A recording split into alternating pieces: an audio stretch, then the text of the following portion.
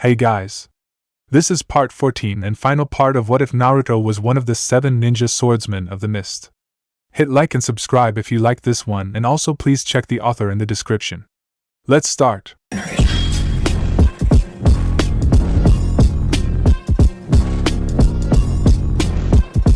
Chapter 65, The Last Spartan. Tiger Hill. The last defenders of the Terran Federation stood atop Tiger Hill in a strong phalanx formation manned by the Spartans, and supported by thousands of Zetsu as the largest army they had ever seen charged them all at once. Even as the Allied army ran towards their final position, their middle and rear units unleashed an enormous wave of weapons in the air towards their enemy. The night sky became pitch black as Naruto saw a rain of kunai, shuriken, spears, arrows and all sorts of weapons sail in the sky.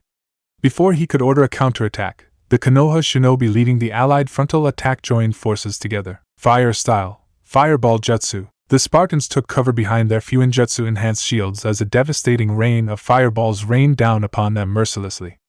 With the Spartans and Naruto pinned and holding the front, it had left the Zetsus in their middle and rear completely open to the rain of weapons from the sky. Naruto grimaced when hundreds upon hundreds of Zetsu died instantly despite their best efforts to counter the fearsome rain of weapons. It was one thing to fight the allies when they were attacking in waves, but entirely different when their entire remaining army attacked them all at once. He didn't get much time to think about the disadvantage more as the enemy horde close around his Spartan phalanx. "Make them pay in blood!" roared Naruto furiously. The first of Konoha shinobi were extremely brave as they fearlessly clashed against the shield wall, and covered themselves in chakra to simply plow through the defensive line. The tactic backfired when the Spartan shields absorbed the chakra and the defenders used that unexpected power surge to simply bash their bold enemies in the face. The Spartans already had superhuman strength through their augmentations and brutal training. The chakra armor had only made that strength even more terrible. Combine that with the powerful shields of Fuinjutsu created by Kushina, the results were horrible for the allies. The entire frontal lines that clashed against the Spartans was sent sailing away hundreds of feet either into their own lines or down the valleys of the mountain. Their deaths had been extremely painful. However, the Allied army, while shocked, was also undeterred as their charge continued with more fighters falling upon the Spartans. "Wind style!" commanded Naruto. In sync, the entire Spartan force raised their chakra swords and laced them with the elemental chakra ordered by their leader as the next wave got closer. "Now, wind style! Razor wind!" 124 Spartans brought down their now enhanced deadly blades upon the enemies, cutting them to pieces. "Push!" Another swipe of the mighty shields sent more enemies crashing as they tried to get through the torn bodies of their comrades in front. "Kushina, now!" The redhead female Spartan grinned as she bit her lip, unleashing hundreds of chakra chains from the ground beneath the feet of their allies, spearing dozens, and sending many more flying away to cause further mayhem. As more enemies continued their attack, unmindful of the casualties among their ranks, the Namikaze brothers stepped forward and joined forces. Ash release. 2,000 strikes. The brothers created a frightening wave of sharp projectiles made up of ash which caught fire as they were sent towards the charging army. Hundreds of allies started falling, with many more getting badly injured, bringing their advance to an immediate halt. It was a mistake. The Zetsus, incensed upon the death of their brothers, had aimed their bows and arrows with vengeance. While most were terrible in accuracy, the close proximity of the enemy army and narrow terrain made their aim much more easier. Even the wind was manageable for correction. A rain of arrows, some laced with few paper bombs left with the Spartans, caused another dance of carnage. Tobirama saw most of his highest-ranking commanders felt a little nervous upon seeing the prowess of the Spartans, and their leader in close-card combat. "I never believed in myth or legends mostly, certainly not in a small Uzumaki commander unit taking on a significant portion of Kumogakure military in the past. Now I can see there was merit to those claims," said Shikuchi Nara begrudgingly. He hated these enemy fighters and its leader even more for killing most of his clansmen, but couldn't deny their skill in battle. "Those tales are true, Shikuchi. Let me go to the front line," Tobirama proposed Hashirama confidently. The second Hokage critically looked at his enemy, still unwilling to risk sending in his brother so recklessly. He remembered Izuna Uchiha's Edo Tensei form being struck by one of the Spartans, and the next moment he was teleported away, most probably by Naruto, and soon Tobirama had lost complete control over that pawn. If the same happened with Hashirama, or worse, his brother was somehow turned against them, disaster would be too small a word. Yet he had to truly destroy his enemies and unleash his most powerful fighter to inflict the decisive blow. "You are free to use any long-range attacks from here if you can, elder brother. I will send you in when the time is right. For now it is important to break the Spartan formation," directed Tobirama. Hashirama sighed but nodded at the wisdom behind the harsh decision. Tobirama turned towards his other commanders next, particularly at Anoki, who was the most fanatic of them all in the hatred of their enemies. It could prove useful once again. Anoki, join Hashirama in long-range attacks, for yours are truly effective in withering Spartan shields and armor. Use whatever Iwagakure units you have left to aid in this action. You will also have support units on standby to replenish your chakra reserves to continue the bombardment, explained Tobirama seriously. It will be my pleasure to crush these bastards, Lord Second. Tobirama ignored the malice in the man's voice, hoping it would be used effectively against their formidable enemies instead of blind rage like in the past. Send in the next wave as a Kimichi. They are to steamroll through the gaps in their formation that Anoki and Hashirama shall create. The Uchiha are to go in next, for they have real speed. Their job is to exploit those key breaches and slaughter as many Zetsu as possible. The Senju fighters, along with the other stronger ones from remaining ninja clans, will launch a joint attack upon the surviving Spartans to keep them pinned and not able to aid the Zetsu or risk the complete collapse of their frontline, explained Tobirama. The confidence of his commanders grew upon understanding the tactic to be implemented. The enemy had fought valiantly despite all odds, which had impacted the morale of his mixed allied fighters from various nations. Most shinobi were not good commanders.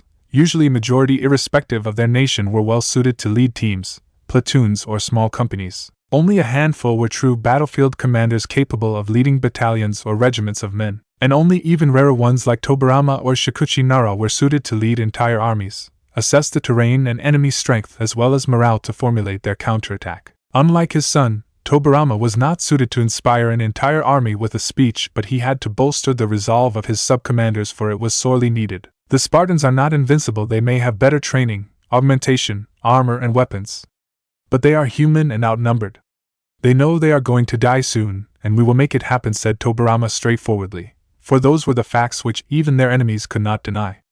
His men nodded back at him fervently in response. They had sent in the first wave to see how strong the resistance would be. It had exceeded even their most wild expectations. It was certain sooner or later the Terrans would fall, but their resolve showed they would fight to the last man, taking half if not all of the allied army with them if given a chance. He could now allow that to happen, for he needed this army to face Madara at his base and counter the reinforcements from Kirigakure and Yuzushiogakure marching towards them from the rear. Naruto, you have held the line for almost 3 days.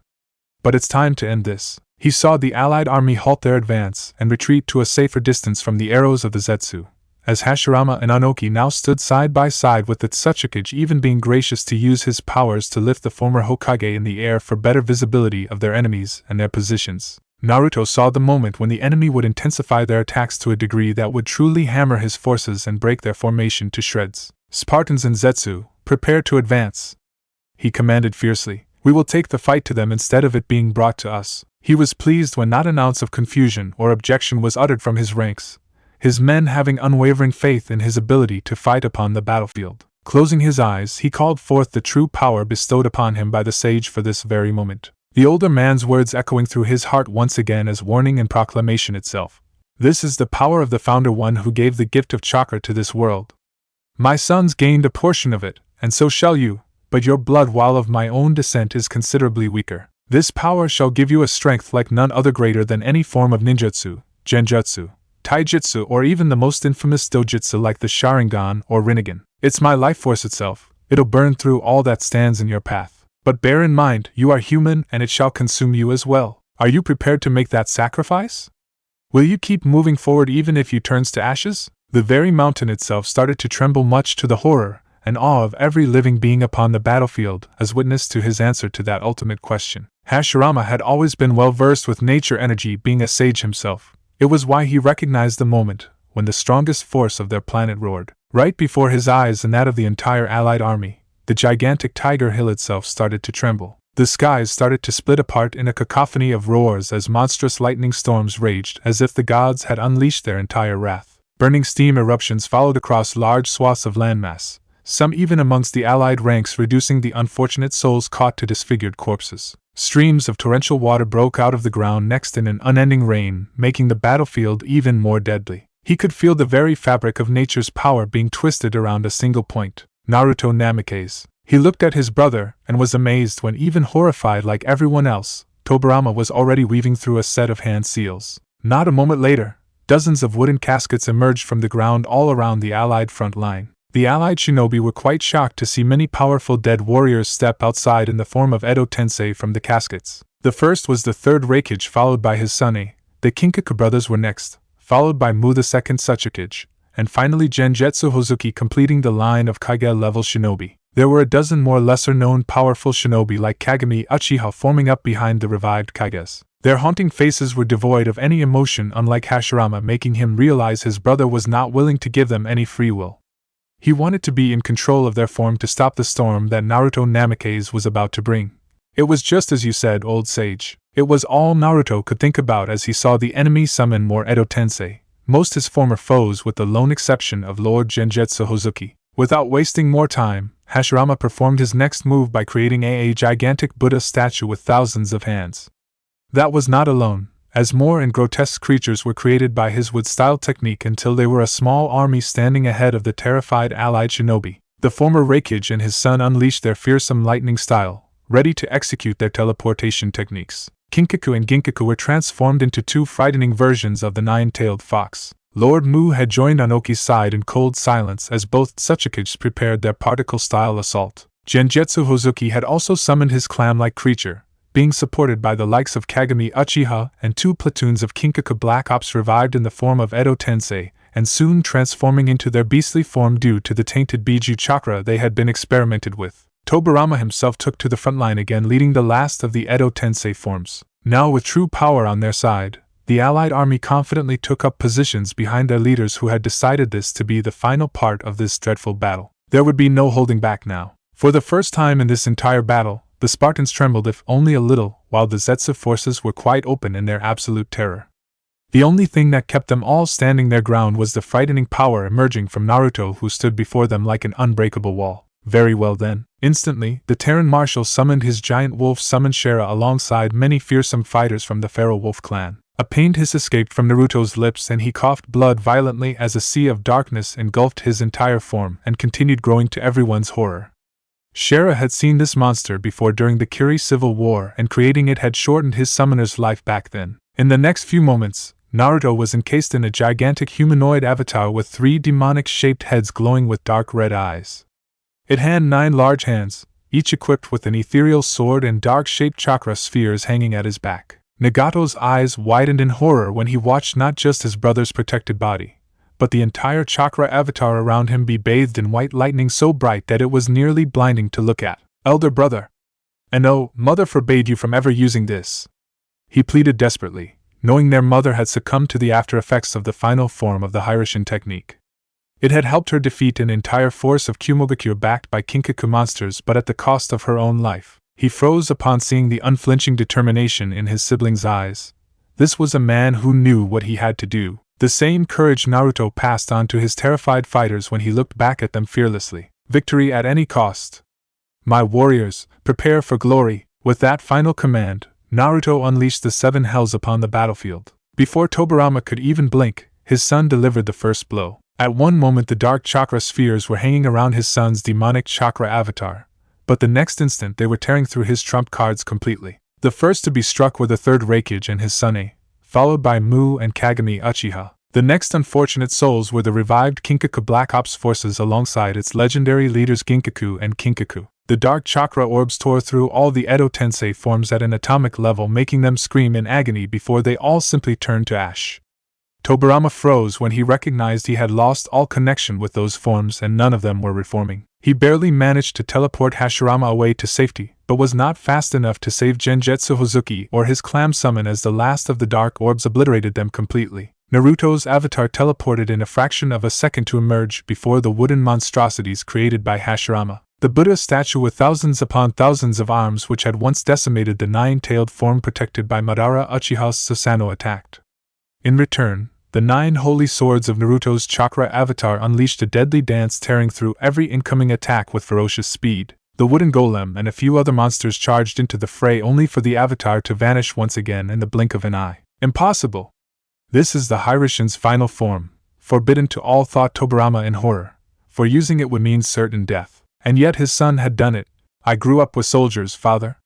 I learned how to die a long time ago." With a broken heart, Tobirama realized those had not just been sad words, but a bitter acceptance of a man who knew when it was time to stand and fight, and to die. Naruto emerged behind the wooden monstrosities and tore them to shreds with merciless attacks as the rest of his army charged forward down the hill with the same cold acceptance. They were all coming to die and take as many allies with them to the afterlife. Naruto's monstrous display of power made the once confident allied army take several steps back as their enemies came rushing towards them with no care for their own lives. As Naruto continued decimating the remaining wooden creatures mercilessly, his army fell upon the allied front ranks with the same ferocity.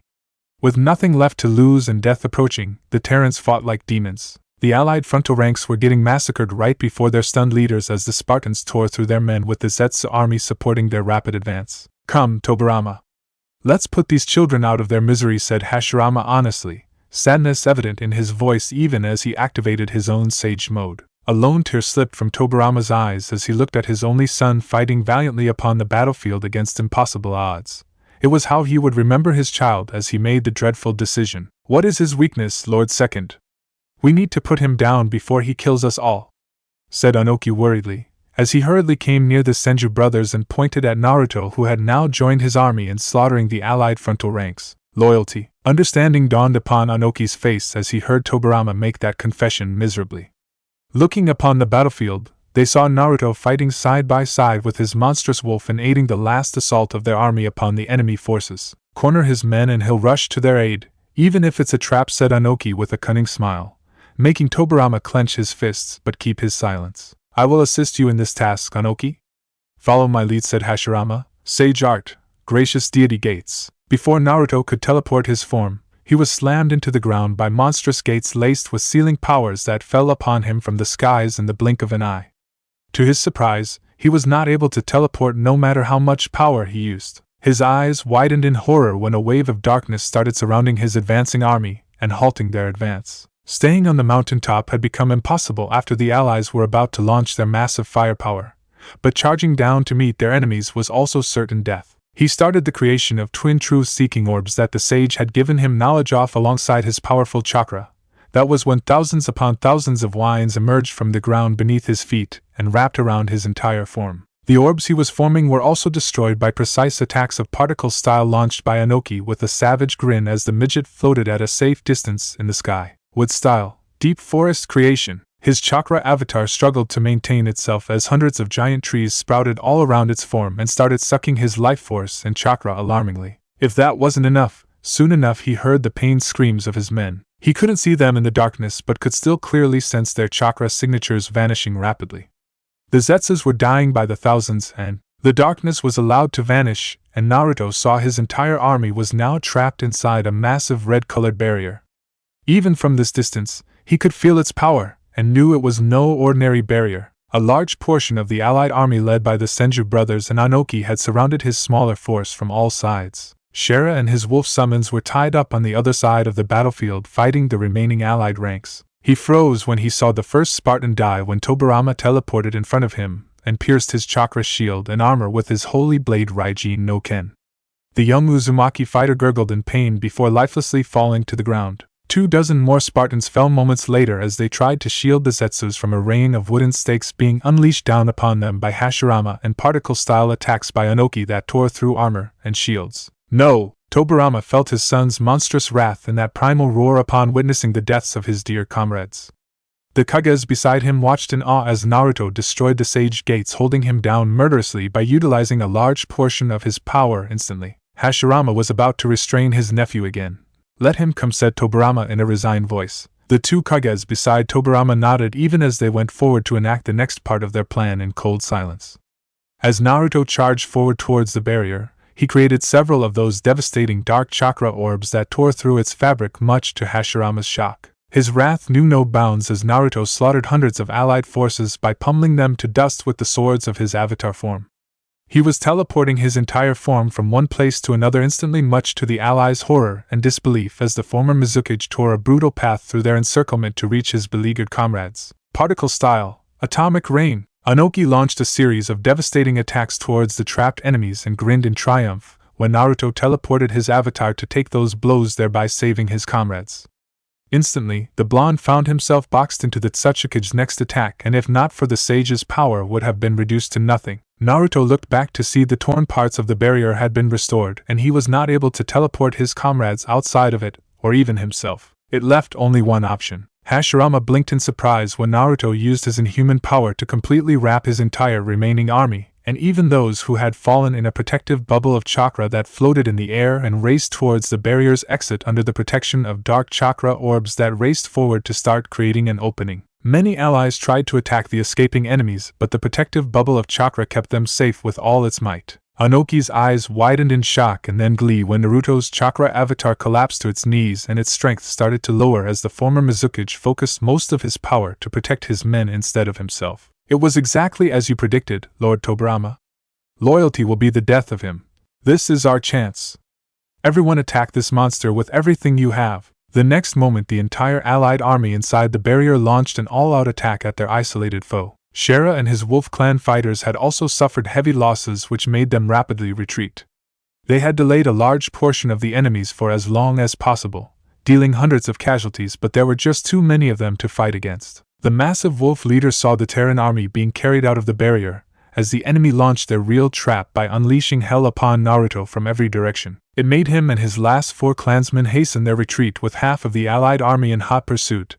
He quickly directed his clansmen to help the Terran survivors now deposited outside the barrier to retreat uphill as Shera himself rushed inside the barrier before it closed again. He crushed dozens under his massive paws but focused his attention upon the entire battlefield. Wind style, tornado. The giant wolf unleashed a series of violent tornadoes that sent hundreds sailing into the air in all directions. It caused enough panic to halt many of the attacks being rained down upon Naruto's chakra avatar, which had crumbled under the relentless assault of nearly 30,000 shinobi, several of them powerful fighters including the Tsuchikage and Senju brothers. Hashirama had summoned a deadly wooden dragon with gleaming golden eyes that had wrapped itself around Naruto's form possessively, and was sucking away even more chakra.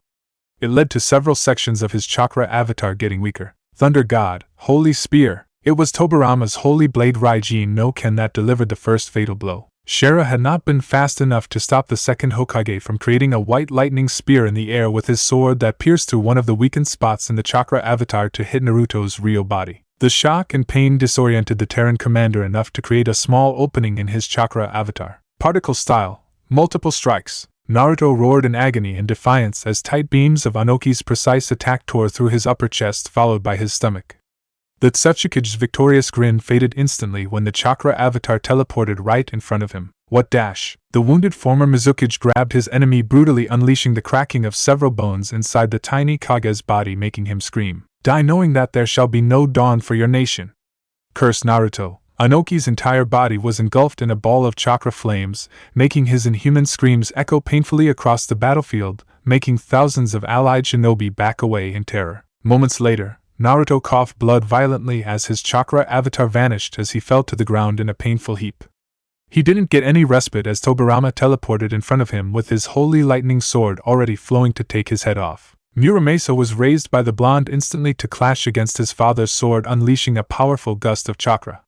Tobirama grunted in pain when Naruto gave him a harsh kick to the chest, sending him flying away. Hashirama appeared beside his wounded nephew next, but was sent crashing by the giant wolf Shera, who arrived by his summoner's side. You look like shit, spat the wolf, and meant it, for he could clearly feel the life slipping out of his summoner. The others? Asked Naruto tiredly. Engaged with the enemy but managed to get out of this barrier trap. We must do the same, encouraged Shera. Buy me time to create the truth-seeking orbs. They can dismantle a section large enough for us to escape, replied Naruto. The wolf grunted in agreement as the Senju brothers and thousands of shinobi charged towards them from all sides. Naruto grimaced as he watched 5 more Spartans fall from the relentless attack of thousands of shinobi as they covered the retreat of their remaining army up on Tiger Hill. A few Zetsu grabbed the corpses of their fallen regardless to drag them uphill to safety. Nagato burned alive hundreds more in retaliation with his ash release attacks. But his own chakra reserves were dwindling and his wounds were only making it worse. Ahead of him, he saw Kushina literally dragging the badly wounded forms of Hate and Kasumi upwards while bleeding to death herself. 124 Spartans and more than 9,000 Zetsu had charged down the hill to stop the enemies from destroying them where they stood. Less than half were returning back alive, and Nagato knew more would fall soon. That was not even taking into account the fate of his own brother, who was still trapped inside that damned barrier. His only solace was the fact that for every one of their ranks that fell, the enemy lost twice or even thrice the fighters in some engagements. But the bitter reality was that the Allied forces could afford such losses, the Terrans simply couldn't. The only thing he could do was to get the rest back to their secure hill positions while waiting for his brother to return. They had known the odds had simply been too great. Victory had been an impossible dream, but defeat had also been a distant thought at the same time. If only we had more numbers. His eyes widened when there was a thunderous explosion. Looking back, he saw the barrier was torn apart in one section as Shera and his brother's crumbling avatar form charged outside.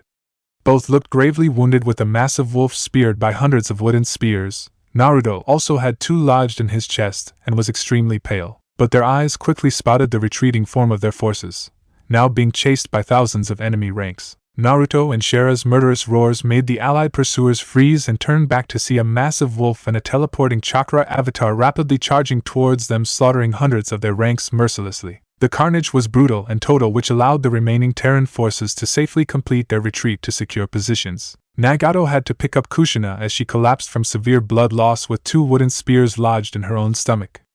A few Zetsu picked up Hate and Kasumi's wounded forms, while the remaining Spartans dragged their dead and wounded uphill. Half an hour later, Nagato looked at his fellow Spartan Matsuri, who was desperately trying to heal the mortal wounds suffered by his elder brother.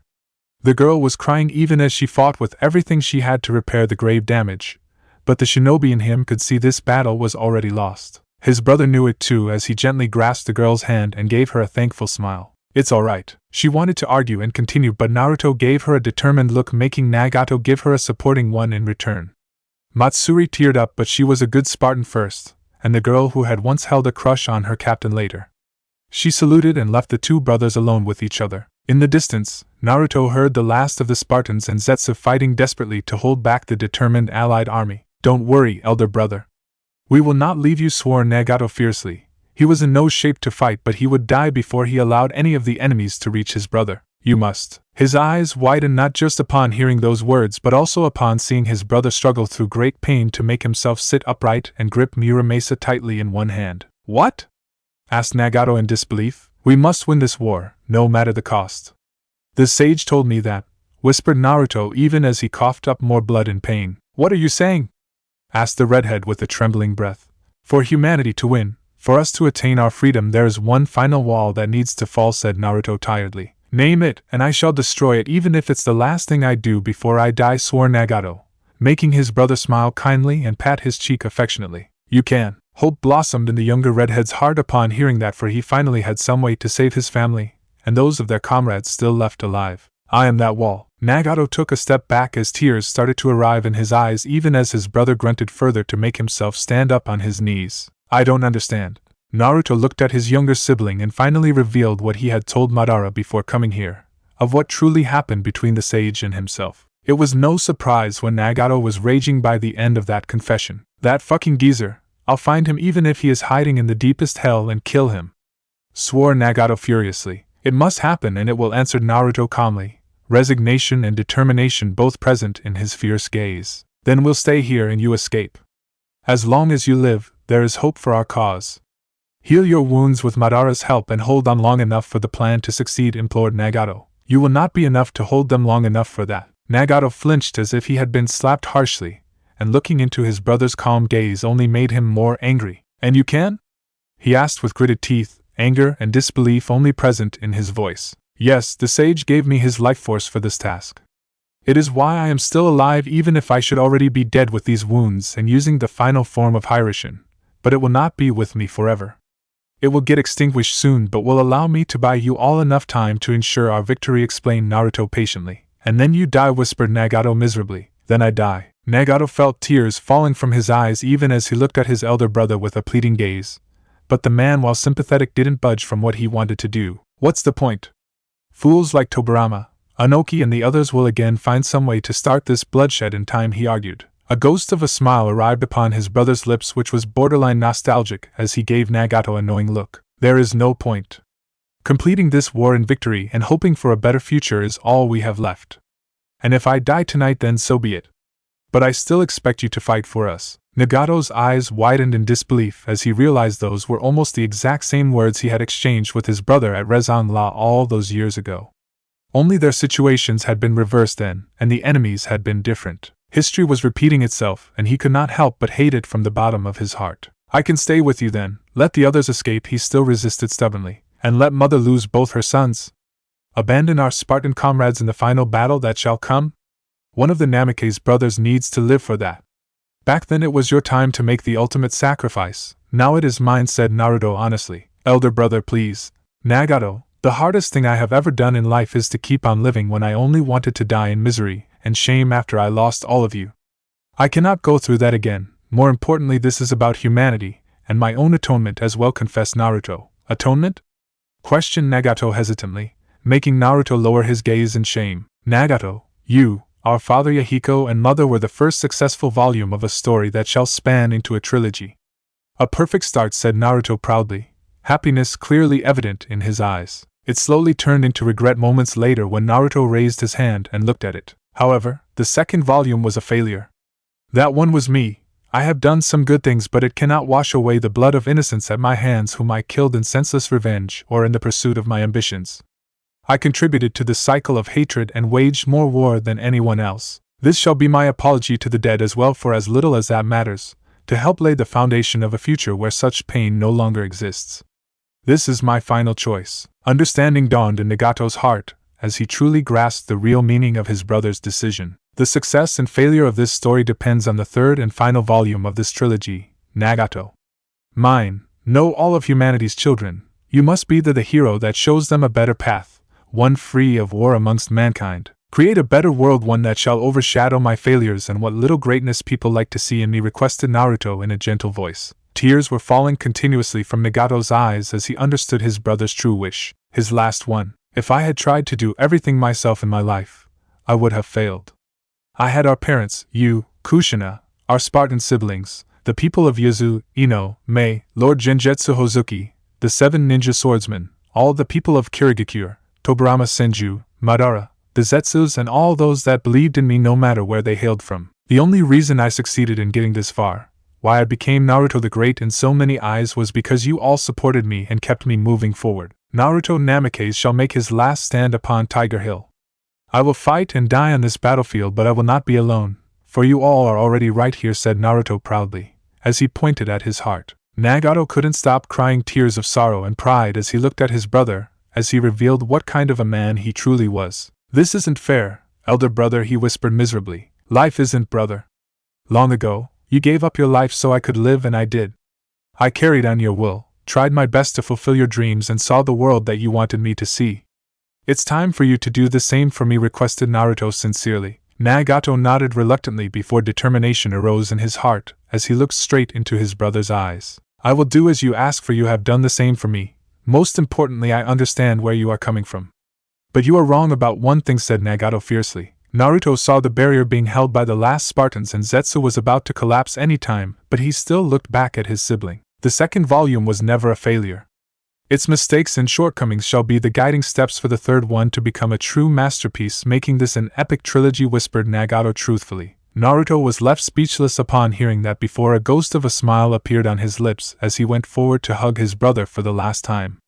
The redhead returned the gesture even as he sobbed again, but when they parted, the younger redhead had become the Spartan leader that Naruto was proud of. I need you to help me don a chakra armor, one last time. Please, brother. No more words were said as Nagato helped his sibling don a still functioning chakra armor from one of the dead Spartans nearby. It was not in the best state or the perfect fit, but it would give his brother more time, which was what truly mattered. He then called several Zetsu and ordered them to share all their chakra with his brother, which he absorbed thanks to his unique powers, and gave them all a thankful smile. Naruto finally managed to regain his strength and stood up back on his feet. His mortal wounds were barely healed, but the sage's life force was keeping him going for now. He looked at the surviving Spartans whom Nagato had briefed already about what was to happen. At first they argued, but upon being accused of insulting their captain's final sacrifice, they backed down. Together, they grabbed every Spartan alive, dead or wounded, including the likes of Kasumi, Hate, and Kushina. The surviving Zetsu threw the last of their smoke bombs and explosives, making the enemy pause for a few precious moments even as the barrier fell. They then quickly linked up with the Spartans. Most were disheartened and openly in tears, but many more understood why this was happening and offered their leader a parting salute. Go tonight to win this war by preparing the last of our forces there, and make the base ready. Afterwards, be happy and live long lives in peace, you all deserve it. That is my final order. I'll wait for you in hell a little while longer, said Naruto with an amused smile. Many chuckled a little even as tears fell from their eyes as they saw their commander pick up a kunai launcher and his curse sword to stand in the way between them and the entire might of the remaining allied shinobi army. Their hard-fought retreat would be covered by their dying leader till his last breath. We will remember you, Lord Naruto. Thank you for everything, said Azetsu sadly, earning somber nods from every one of its remaining brethren. It's been a true honor, elder brother, said Nagato respectfully, earning firm nods from every surviving fighter of the Terran Federation, earning a last smile from Naruto. The honor was mine. Naruto looked at his brother for a long moment before his gaze shifted towards the unconscious and badly wounded form of Kushina Uzumaki. He remembered the childhood promise of theirs, till the end. Tell her I am truly sorry for not being able to keep our promise. But where I am going, she cannot follow. Kushina has suffered a lot in this life. Tell her to forget about me and live the rest of her days in peace and happiness. She deserves it, asked Naruto sincerely. I'll try my best to help her, elder brother promised Nagato tearfully, as he saw Naruto looking at Hate and Kasumi's wounded forms next. See that Hate and Kasumi end up getting married eventually. The stubborn fools would never have the courage to go for it themselves, teased Naruto with a sad chuckle. A part of his heart wanted to be there in that priceless moment. Nagato just nodded heavily, making his brother look at him for a long moment. Tell father and mother, Mei and my children that I am truly sorry. Please look after them, Nagato said Naruto tearfully. I promise, elder brother replied Nagato sincerely. Naruto gave a final nod as the remaining Zetsu enveloped all the Spartans inside their bodies in a protective manner and started disappearing into the ground. He smiled when all of his comrades still standing offered the Spartan salute by thumping their fists over their hearts, making him return the salute with a faint smile. The war cries of thousands upon thousands of enemy forces heading towards him made him forcefully regain control of his emotions and prepare himself for what he had decided to do. As the smoke cleared, even the enemy army came to an abrupt halt when they saw only the lone form of Naruto Namikaze waiting for them upon the final heights of Tiger Hill. Hashirama and Tobirama realized instantly what had happened. Disbelief was clearly evident on their faces as they saw the young Terran commander look at them all with fearless courage. Your men finally abandoned you and ran for their lives? Asked Danzo Shimura with a sarcastic grin. Tobirama clenched his fist and fought back the urge to kill his student right there. Many of the other veterans in their ranks like Tsukumo Hatake and Shikuchi Nara were not so restrained to tolerate such foolishness. He is covering their retreat, you fool, cursed Tsukumo Hatake with a sigh. Many shinobi from their ranks were quite shocked upon hearing that, for their own leaders had been content to let them die at enemy hands while they remained protected in the rear, only to join the battle when victory was assured. Compared that to Naruto, who had fought side by side with his fighters in every attack, protected his men, even taking mortal wounds to save their lives, and now making his last stand to cover their retreat. Danzo suddenly felt very wary when he saw hundreds of shinobi looking at him and many other commanders from their army with barely hidden scorn. He could not help but be further confused by Naruto's actions. As Supreme Commander, he was entitled to live over his men. They should have been honored to die in his defense. Thankfully, Shikuchi Nara came to his aid by ordering hundreds of shinobi to charge forward. In cold silence, the allied fighters surged towards their lone enemy, making him take a deep breath. 27. Naruto Namikaze was. The morbid thought should have made Naruto even more grim. Instead, it only made him smirk at the hidden joke his twisted mind had conjured up. As the enemies came more closer, he fleetingly wondered if things could have been different had he not joined Madara. He would still be the celebrated Kage of Kiri, a devoted husband to Mei Terumi, and be by the side of his dear twins. But nothing would change, and most probably he would pass on the same cruel world to his children that he grew up in. And that was not something he could ever do, something which brought him here. The sage had shown him something truly important, his own end. If he had ended up taking the more rational but heartless paths, he would have perhaps achieved victory at the total loss of most if not all Spartans and his mother. Even many from Kirigakure and Uzushigakure that would soon come to their aid. The others had been a little better, if only for those who stood by him but not for himself, as he would die quite horribly in saving their lives and achieving victory. Get a fate worse than death. Even when faced with that dreadful choice, he couldn't shy away from doing what was right for all their sakes. Be it the Spartans, his mother and brother, or those brave shinobi from Kirigakure and Uzushigakure that he had seen in that path coming to his aid. Only Madara knew about all of this, for he doubted Nagato or any of his remaining Spartans and Zetsu would have left him behind if they knew reinforcements were coming, if only a while later. Time they didn't have with most of their comrades dead or badly wounded, He had to send the Spartans' bodies and wounded forms back to Madara so he could revive them fully once again to aid in the final battle. He could still escape, unlike what the Allies believed, but they still had a strong army despite the reinforcements the Terrans shall receive eventually. With Hashirama and Tobirama still leading them, their victory, while difficult, was still achievable. Maybe the Terrans could still win despite the odds, certainly if he could have added his own assistance in that final battle. However, it would still result in grievous losses among his comrades, be they from Yuzu or Kiri or even Zetsu. Thousands would perish, maybe more, and even Madara could not bring back so many unless he sacrificed his own life. It was why he had made his choice, his life to protect those who loved him, ones who had taken up arms against the entire shinobi world for him. It was time to return that priceless loyalty with his own. He was not afraid of the end, for his legacy, memory, and dreams would live on in those left behind. They would not be fully happy, but they would live and have chance at a better life, which was all he could ask for. Even so, dying alone so far from home, away from everyone he loved or cared for, made his heart break just a little. It was why his eyes widened in shock and disbelief as, even before the first of the enemies could reach him, from one of the destroyed trenches emerged a giant wounded wolf that attacked them ferociously. Naruto's eyes widened upon seeing Shara was still alive, even as the monstrous wolf had shrunk to a smaller size to preserve his remaining strength. Even so, it was as large as a horse. Unwilling to let him fight alone, Naruto jumped into the melee, making the rest of the charging enemies simply run away in fear, much to the embarrassment of their leaders. He then looked at his clan's oldest and most loyal summoning partner. "Go, my friend. You don't need to die with me here," said Naruto worriedly, even as he gave the wolf a truly grateful smile. "This war cannot be won until Hashirama is standing, and you will not be able to defeat him alone, no matter how much you would like to believe otherwise. I will keep their lackeys away for as long as possible. Go and do what must be done," said the wolf clan's leader with a grunt. "But your clan," argued Naruto, "will be safe in my son's hands, just like your children will carry on yours with the help of your family. Both of us have lived decent lives to an extent. My ancestors have died fighting beside your Namake's forefathers many times. Your selfless actions merit the same respect," assured Shara. "Arima Namake's," whispered Naruto in disbelief, as realization dawned upon him, earning an amused smile from the wild creature beside him. "The young wolf died a hero, loved by his descendants like you till this day. My ancestor who died by his side is also respected among my own clan.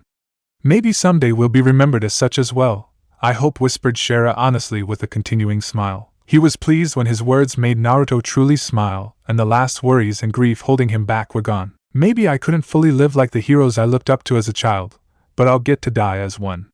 All things considered, it's a good death," agreed Naruto, earning a nod from his wolf. "It is." Naruto tightened his grip on his sword and raised his kunai launcher with his left hand towards the enemies, who also prepared themselves. Beside him, Shara growled fiercely as he too prepared himself. Danzo must have been truly irked by his earlier words as Naruto watched the younger shinobi rally a large portion of their army and actually lead the second charge to finish them off for good. But his gaze was truly fixated upon the form of the Senju brothers standing in the center of their army. Now they were playing safe by not battling him personally, knowing this risks especially to Hashirama. That had to change. "We'll just have to cut through these few thousand bastards to reach them," grunted Shara amusedly, and pointed at the thousands following Danzo's lead. "Are you ready, Naruto?" The wolf was surprised when his summoner patted his wounded back gently, expressing his gratitude for everything before a fearless look arrived in his eyes. "Now it ends." Danzo ducked as Naruto unleashed every last kunai round in his launcher, taking down a dozen of the allies before discarding the empty weapon and switching to Muramasa. The last Spartan on Tiger Hill charged forth alongside his wolf summon to meet the large group of allied fighters head-on. Danzo was in the midst of unleashing his wind-style attack but paled in horror as Naruto swiftly teleported right in front of him.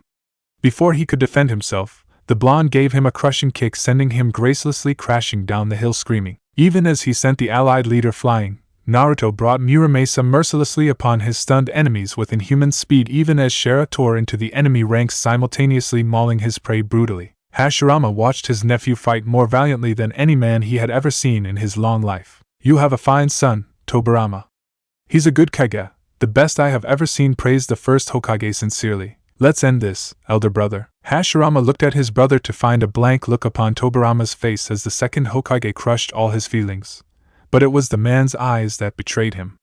For in them, there was only unending pride alongside deep regret for what had to be done. They watched as Naruto and his wolf inflicted a merciless slaughter of thousands of allies until finally the beast took a few more mortal wounds in the fight and fell honorably when a Konoha Umbu stabbed him through the heart. Naruto avenged his battle partner by killing the Umbu swiftly and the remaining allies before sadly kneeling by the dying wolf's side. No words were exchanged between them, but the lone tear that fell from Naruto's eyes as the beast breathed its last showed everything before the lone Spartan glared harshly at his enemies. Shikuchi Nara was about to order the next wave of attack, only for the Senju brothers to step forward themselves to face the last opponent. Naruto stood back up to face them defiantly as the entire battlefield fell silent. "You have fought well, nephew," praised Hashirama. "We have said all that was needed."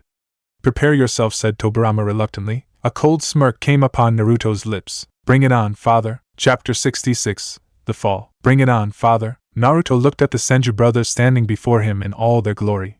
Behind them stood their large allied army, now having gotten to a safe distance away from the upcoming fight, knowing the power these three Kages were capable of unleashing. It was exactly like what he had seen in the memories the sage had shown him. With the wounds and exertions suffered by his body, it was impossible for him to truly defeat the two men in front of him, and yet he still had to stop them. Looking at his father, Tobirama made his heart clench again. Knowing as long as the man lived, Naruto's own comrades and their victory would never be assured. But could he truly bring himself to kill his own parent? His uncle Hashirama was already dead, but Tobirama was alive. However, the Hokage looked determined to kill him to save his cause and the men who followed him. Naruto was left with no choice but to do what was best for his own comrades, adding another regret to his rather long line. He charged towards them, already performing a set of hand signs to call forth the forbidden power, the only one left in his arsenal that could stop the Senju brothers permanently. It was taught to him by the Mizukage himself as the leader of the Spartans upon the completion of his training, to be used to against the most powerful tailed beast when all was lost. He had never imagined he would be forced to use it upon his own family. Hashirama tried to stop him by first raising dozens of vines from the ground to stop his charge, and when that failed, the first Hokage sent a hail of wooden projectiles from his hands to skewer his nephew. To his surprise, Naruto evaded most with his Hiraishin but didn't resist when a few through sheer numbers did strike across multiple vital points. Tobirama was upon him next with his holy sword Raijin no Ken. The second Hokage sent the lightning sword straight towards his son's heart with the intention of forcing him to stop whatever jutsu he was creating. He watched in horror when Naruto still didn't stop and allowed the deadly sword to pierce his heart as the doomed Kage finished the final hand sign. Hashirama gasped in shock when a clone of Naruto appeared in front of him instantly, and grabbed him in an unbreakable grip laced with Fuinjutsu seals that preventing further movement. Glancing ahead, he saw a similar action had been taken against Tobirama even if the second Hokage had stabbed his own son clean through the heart. Summoning Jutsu, Reaper Death Seal. The Senju brothers felt the very air around them becoming cold and haunting as they paled upon witnessing the arrival of an entity that terrified their own hearts. For it was God of Death himself. The Shinigami stood before them in all its monstrous power, staring down upon them in judgment. It had a humanoid but demonic visage larger than any man, with long shaggy white hair from which two red horns were emerging. Its ghastly body was covered in a white kimono, but they still saw faint purple-colored skin of the ancient being in some places. In one hand it held a savage-looking tanto, while the other held prayer beads of some kind. Its mouth was full of long and sharp teeth, and a very disturbing long serpentine-like tongue. Hashirama and Tobirama paled further when they saw the monster was already having a soul hanging in front of it like an offering. With growing horror, they realized it was Naruto's. The brothers used all their might to break free, knowing they were in danger, but the Fuinjutsu that Naruto and his clone had tainted them with made them stay just where they were. "I'm truly sorry, father, uncle." The next moment the Shinigami pierced the spectral visage of Naruto's soul hanging before him and sent two hands that then pierced through Naruto's real body to first grab Tobirama's chest, and then Naruto's clone to reach Hashirama's own. Tobirama saw the resolve in his dying son's eyes along with deep regret as he looked at him tearfully. The second Hokage felt the cold hand of death itself gripping his very soul as it was slowly started to be wrenched from his body.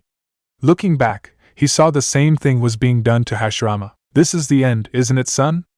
asked Tobirama in a resigned voice, for no matter how hard he tried, the power of the Shinigami made all his efforts fail to save himself. "Yes, for all three of us. We will be sealed in the Reaper's belly to fight an eternal battle against each other, never passing to the Pure Lands. Our souls will never get peace after death, for we are doomed forever," confessed Naruto sadly. Tobirama sighed and Naruto waited for another string of curses only for his father to look at him with pride and sadness in his eyes. "I fought and I lost against my own son. There is no shame in that, whispered Tobirama truthfully. I didn't want to do this. But if you or Hashirama still lived, there was no hope for my comrades, replied Naruto hesitantly. Tobirama nodded at the truth and hidden praise even as he saw his soul now nearly halfway outside his body. You would have never managed to beat us in your current state. So you called forth the one power no man can ever defeat, death itself. But the cost, nephew, whispered Hashirama sadly, as the end came near. The price of my sins, uncle. And the sacrifice for a better future, replied Naruto's clone without hesitation this time. Then you truly are worthy of being called Naruto the Great, nephew. For some reason, Tobirama was content even if it was ending this way. He had tried his best to fight for what he believed in and used every means to win. His son had been the same, only he was prepared to go beyond any man had ever imagined. I understand if you hate me for this, father, said Naruto sincerely. Tobirama looked at the death god stealing his soul quite eagerly, and licking its lips quite savagely before he glanced back at his young son. I could never truly stand with you in life, but in death we shall be together. I could live with that. Naruto sagged in relief upon hearing those words, even as pain screamed fiercely from all the wounds he had taken, especially the one to the heart, and the cold power of the Shinigami flowing through his own body and soul. I hope this future so many fought and died for is better than what we have today, prayed Tobirama. It will, promise Naruto. Then go on, do your duty. Tobirama's last words brought forth the final moment, as he watched the Shinigami extracting Hashirama's soul first, and sealing it inside Naruto's clone before consuming away the combined souls into its belly, making the clone vanish in a puff of smoke, and Hashirama's Edo Tensei form to crumble much to angry roars of the allied forces in the rear. Goodbye, father. You won't be alone long, whispered Naruto sadly. The last thing Tobirama saw was the sight of his soul being extracted completely, and about to follow the same process as his brother when everything went dark for him. Naruto staggered in pain and shock as his father's soul was sealed inside his body as the fallen Hokage's corpse tumbled lifelessly, and was caught by his own son respectfully, and laid upon the ground tenderly. The god of death was now slowly but surely consuming Naruto's own soul as payment for using his power. He watched the enraged allied army charge at him upon witnessing the fall of their last Kage in vengeance, making him grab Muramasa for one last time along with his father's own holy sword after he slowly removed it from his chest. In his final moments, he would take as many of them as possible to the afterlife. As he charged one last time to meet his enemies, Naruto heard a distant voice in his mind one he never thought he would hear ever again. Naruto! It's me. I am communicating to you through my long-range mind transfer technique. I have 1,000 Zetsu with me and are almost near Tiger Hill. What's your situation? Asked Ino's frantically. He could feel his body getting cold and senses dulling further, as the death god claimed its prize quicker even as Naruto continued to slaughter those foolish enough to attack him. Don't come here. It's too late, he replied back to her sadly, even as 2 more swords were stabbed into his chest before he struck down his attackers in retaliation. Calling forth the last of his strength and the destructive swords in his hand, Naruto vaporized a large swath of allied fighters, making the rest blanch in horror and gained safe distance from the dying Kage. He fell to his knees in exhaustion and pain as everything started to fade away except for Ino's desperate and frantic voice in his mind. No! Naruto, get up and run away! Please! His heart broke as heard her cry and beg for him to run away.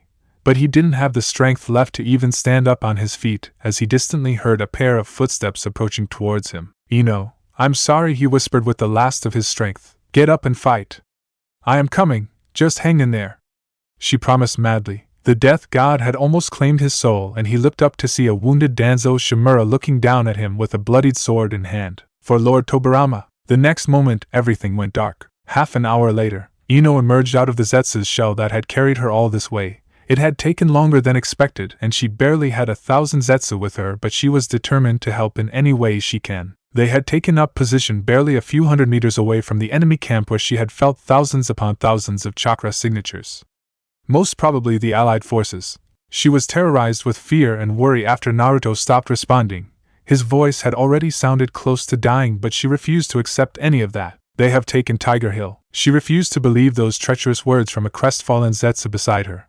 But the thunderous cheering from the allied army was not something she could deny no matter how much she wanted. You stay here, I'll go investigate, she commanded. Before her men could respond, she had already focused her attention by closing her eyes to launch her long-range mind transfer technique upon the closest enemy, Kunoichi. Less than a few moments later, she found herself in the midst of a thunderous and cheering allied army. Looking around, she rapidly started to march forward towards the slopes of Tiger Hill where she could find more information of how grave the situation truly was. It was hard to continue projecting cheerfulness upon her current host's face to blend in with the masses, but she managed enough emotion that nobody stopped or questioned her.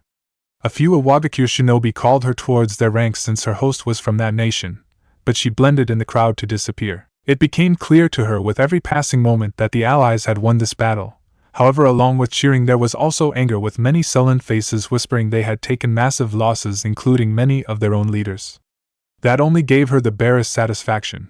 Her attention then focused upon the peaks of Tiger Hill and heard many more cheers as the numerous once proud flags of the Terran Federation burned before her eyes. Upon the hill, there were thousands of slaughtered Zetsu corpses, but no Spartans or of their leader. Further cheering erupted inside the allied army, and shinobi parted ranks to allow a small procession from a distance to march forward. "Can't believe the bastard is finally dead," said a Konoha jounin near her in disbelief. "Serves him right. He butchered thousands of our allied ranks, including Lord Tsuchikage, and destroying your own Kages," reminded an Iwagakure chunin bitterly. Dread pooled deep inside Ino's heart when she saw a wounded Tsukumo Hatake standing at a distance with disgust and disbelief clearly evident upon his pale face. "Here comes Naruto the Great!"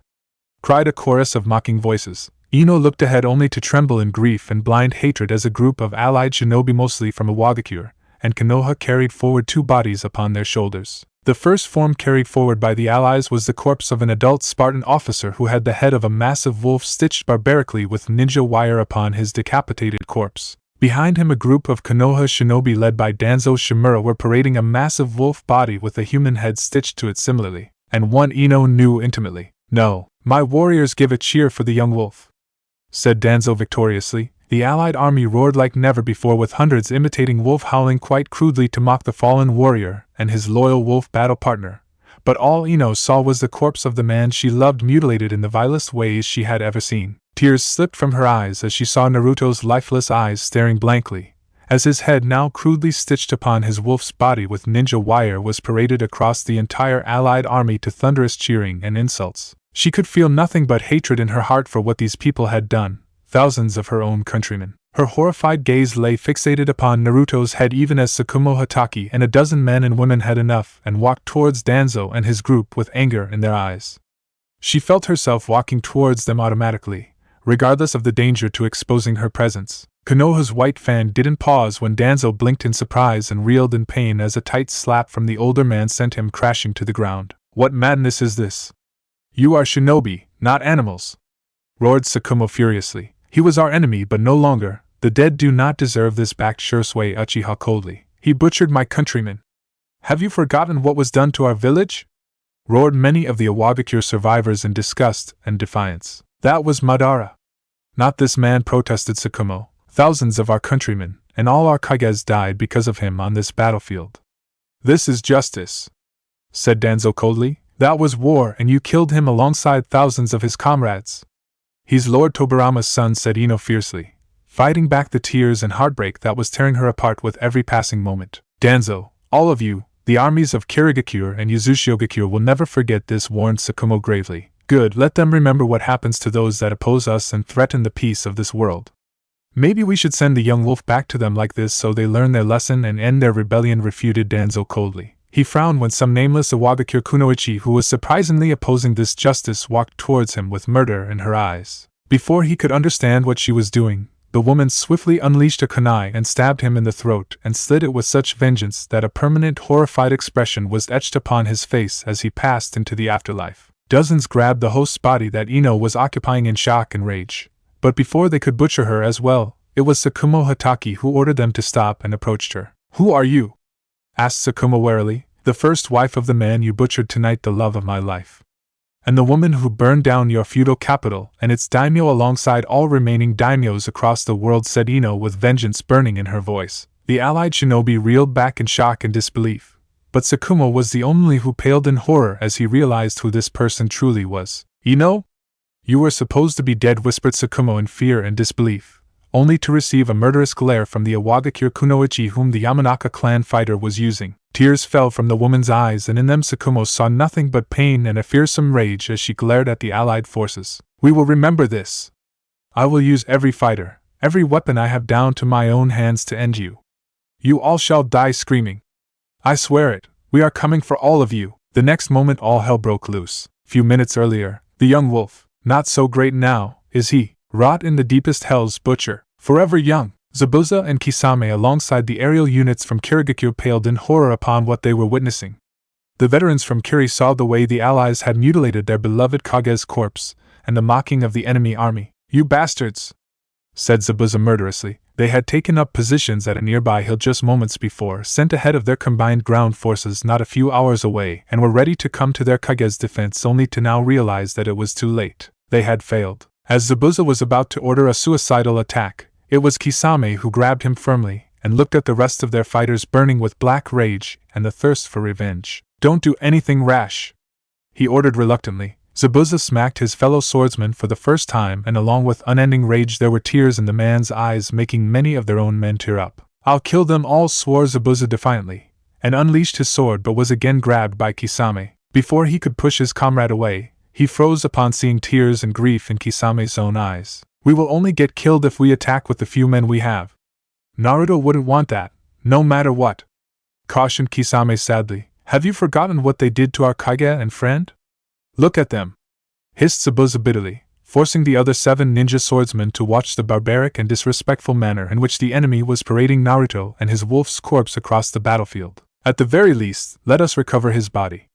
We owe Lord Forth that," urged Ganryu miserably. Kisame looked at their Kage and dear friend's corpse being paraded by the enemy like a trophy. Shame and rage were too small an emotion as to what he felt in this moment. It was then he saw a strange commotion happening across the allied ranks as a small group of their own fiercely argued with the ones disrespecting Naruto's corpse. Kisame's eyes widened when one of the women slit Danzo's throat moments later with such viciousness that took everyone by shock. "We will remember this.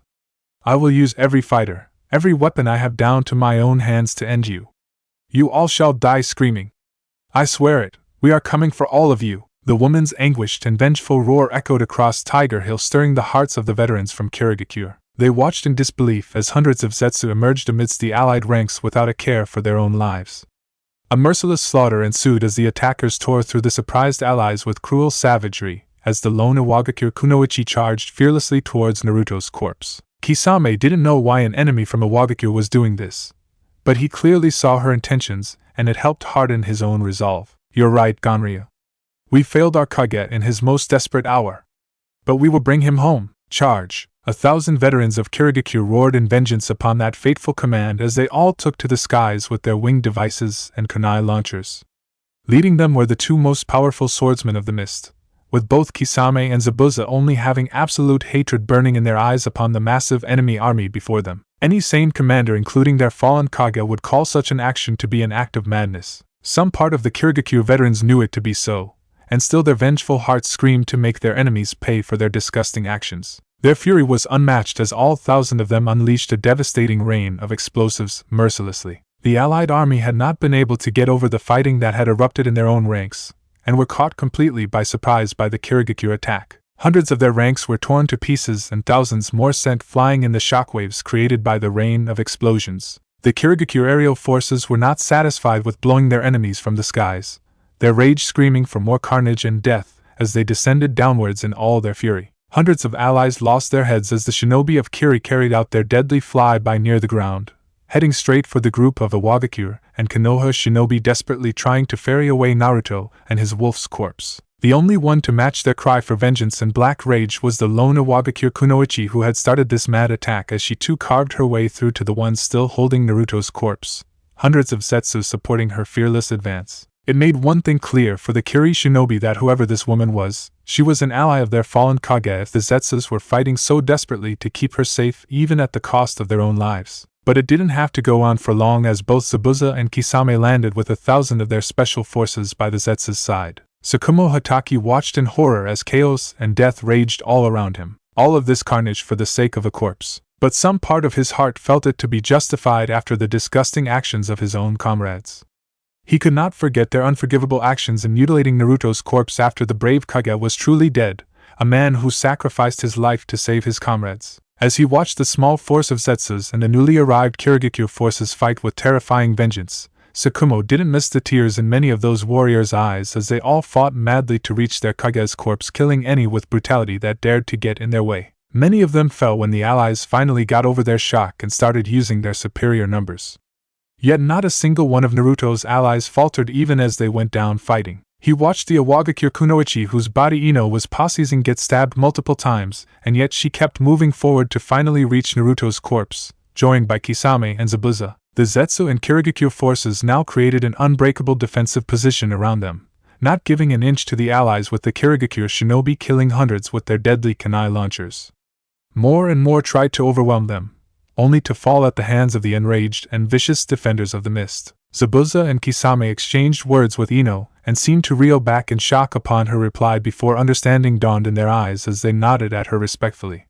Together, the two veterans gently removed Naruto's head from his wolf's corpse, with Zabuza also going forward next to gather the fallen wolf's remains as well. Sakumo watched Ino tremble in uncontrollable tears and grief as she took Naruto's head in her hands. The rage and vengeance that had carried her so far then shattered as she fell to her knees and wept. The sight of it broke Sakumo's heart completely, his tired gaze glancing at the battle raging across the battlefield as men and women fought to butcher each other for different reasons.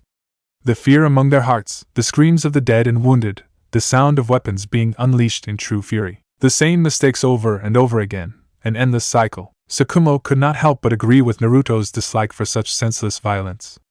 Had the fallen Mizukage fought for the right cause all along? Historians would probably write that Naruto died bravely and nobly on the battlefield like a true shinobi must. But watching the carnage all around him, Sakumo finally understood the futility of this war as thousands fought before his very eyes for the sake of a corpse. The only solace being that it belonged to a good man in Sakumo's eyes. Wars had been fought for much pettier things since eons by mankind. Naruto is gone, but his family and followers are not. They will avenge him no matter the cost. The White Fan realized exactly the cycle that Naruto had wished to break, the freedom to live in a world not infested by never-ending wars and revenge. Naruto Namikaze was a veteran of 3 great wars, just like Sakumo. Had seen enough death and misery to scar anyone's heart. This battle had marked the end of the line of Kages across the world, with Naruto being the last recognized one of the important order to fall. The rule of the daimyos had also came to end in glorious end if what Ino said had been true, and for some reason Sakumo doubted she was lying. There was a time when what Sakumo started doing would never cross his mind. In fact, he would be doing the exact opposite. But even veterans could only take so much destruction and pain before something in them broke completely. It had happened with Naruto and led the man down his path, just as it led to Sakumo following his own, using the chaos across the battlefield as the allies tried to chase the retreating supporters of Naruto who had managed to recover the fallen Kage and his wolf's corpse. The White Fan walked away from the battlefield in silence. He had enough of wars and wanted nothing more than to be with his wife and young son Kakashi. Something Naruto must have dearly wished for his own children but would never get to see. Looking back, he saw several dozen shinobi had decided to follow him in abandoning this war, most from Konoha being led by Shursui Uchiha, who had backed him in opposing what Danzo and the Awagakure survivors had done to Naruto's corpse. With so many from the Uchiha clan and even a few Senju deciding to abandon this war following Sakumo's lead, the death of their Hokages, and the vengeful promise they had all seen being made reality by Ino and her Zetsu along with the Kirigakure forces, made one thing absolutely clear. Sakumo looked at his small group of followers tiredly. "Let's go home to our families. This war is lost. God has abandoned us," confessed the White Fan in shame, guilt easily visible in his tearful gaze for all the horrible things they had done, and also gotten inflicted upon them in the name of justice. "Perhaps it was pointless from the beginning," whispered Shursui Uchiha in agreement, as he saw the sheer amount of dead and wounded across the entire battlefield from all sides. "I am old and tired. All our heroes are dead now. If the end is coming for us, then I would like to face it after I see my family one last time. Follow me if you have the same wish, for this war has made monsters of us all," declared Sakumo with deep regret in his voice. Not a single one of their small group objected as they quickly walked away from the battlefield to return back to their village. While there was still time, for Sakumo knew deep down that a wave of vengeance was going to come crashing down upon every one of them after what their comrades had done in the name of justice. "Danzo, Hiruzen, you wretched fools. May you rot in the deepest hell, for your actions have doomed us all and killed thousands of good men and women." Chapter 67, Hero of Humanity. Madara looked at the somber Zetsu in front of him as the creature finished his report of what transpired on Tiger Hill after the Spartans, and the remaining Zetsu survivors were ordered to retreat. Only a fraction of their original army had returned back to their hideout to rejoin the last 30,000 Zetsu left in reserve for exactly such an outcome. The Uchiha leader had revived those Spartans who had fallen and healed the injured Zetsu with the help of his Rinnegan, just as he had promised Naruto. "They butchered my comrade," whispered Madara, black rage evident in his frightening killing intent, making the Zetsu tremble, but earned nothing but cold silence from the Spartan leaders nearby. Especially Kushina Uzumaki, who looked ready to butcher the enemies who not only killed but mutilated the body of the man she loved. They couldn't face Naruto like men, so the bastards mutilated his corpse to make themselves feel victorious, spat Kushina furiously. Even in death, Naruto destroyed their last and most powerful leaders. While the allies still have 50,000 fighters, they lack anyone who can stand up to your power, Lord Madara. Lord Naruto saw to that when he destroyed all their Kages, including the Senju brothers, reported the Zetsu. God bless his soul. The Spartan officers were surprised to hear that sincere prayer from the Uchiha leader, but one look at him showed them that the man truly loved Naruto like the son he wished for but never had. The sealing of the tailed beasts is complete. We even revived the dead Jinchuriki except Yagura, who wanted to die just as we promised Lord Naruto so they could be returned back to their nations. Naruto's sacrifice gave us the chance to finish this. Execute it now by using this power. The vow renouncing war can end this conflict before more lives are needlessly lost. It's what Naruto wanted, reminded Black Zetsu, who had overseen the entire sealing operation. Nagato, Hate, Kasumi and Kushina were about to protest angrily when Madara raised his hand, making them stop before the Uchiha, then turned towards Black Zetsu. Don't remind me of what Naruto wanted. I know it better than any of you, for he told me. It's true, I can end this now. But I won't, promise Madara coldly. Lord Madara. Madara Uchiha got up from his seat and looked directly at Nagato Uzumaki, who had the same drive inside his eyes after hearing what was done to his brother's corpse. Prepare for battle. Deploy all remaining forces, for the allies are rushing here with all haste before the combined might of Kirigakure and Yuzushiogakure fall upon them from behind, ordered Madara. It will be done, and then we kill them all, demanded Nagato mercilessly, earning nods from the remaining 3 Spartans in the room. No. We will butcher every last one of them. There will be no mercy for any one of them, even if they try to surrender, not after what they did to Naruto. But it's too merciful still. Naruto was like a son to me, the only comrade who truly understood me and stood by my side against the entire world. I can't ever forgive or forget what was done to him by these heroes who call us monsters. They called us darkness, so I will show what a true monster is, unlike the kind-hearted man they butchered on Tiger Hill, promised Madara, vengeance burning in his Rinnegan eyes. Nagato felt a cold shiver grip his heart upon those words, and Madara's decision next proved his misgivings. We will murder their armies, conquer their homelands, and destroy all the hidden villages they hold so dear, along with everyone in it, till they are nothing but distant memory. They will all die screaming, said Madara furiously. No. Madara blinked in surprise upon hearing that stern command as Nagato stepped forward towards him, making the rest of the 3 Spartan officers follow his lead. Have you forgotten what they did to your brother, boy? Asked Madara furiously, earning a scathing glare in return. He was my brother, my blood, my family. Don't ever presume to misunderstand our love for him. But my brother understood mercy and honor, reminded Nagato bravely, making Madara soften a little and give him a gentle smile. You are as stubborn as your brother and honorable, grunted Madara. I can imagine no higher praise, accepted Nagato without a flinch. Honor got your brother killed, boy. The young wolf was the best of us, and they butchered him. I will not let that go unpunished, swore Madara stubbornly, curiously referencing to the title the survivors of Tiger Hill so fanatically referred to their fallen commander by now. Neither will we, Lord Madara. But my brother wished for a world free of war and revenge. He died for it. We will kill their soldiers, but not civilians and innocent children. Iwagakure was an exception which we didn't know about. I will not allow it to become the norm of this federation. We have fought, bled and died for, warned Nagato coldly. We will not allow you to destroy the remaining hidden villages and its citizens in the name of senseless revenge, promised Kushina fiercely. They butchered. We are soldiers, not animals, unlike the allied madmen. Naruto would never forgive us if we unleashed a river full of blood of innocence in his name.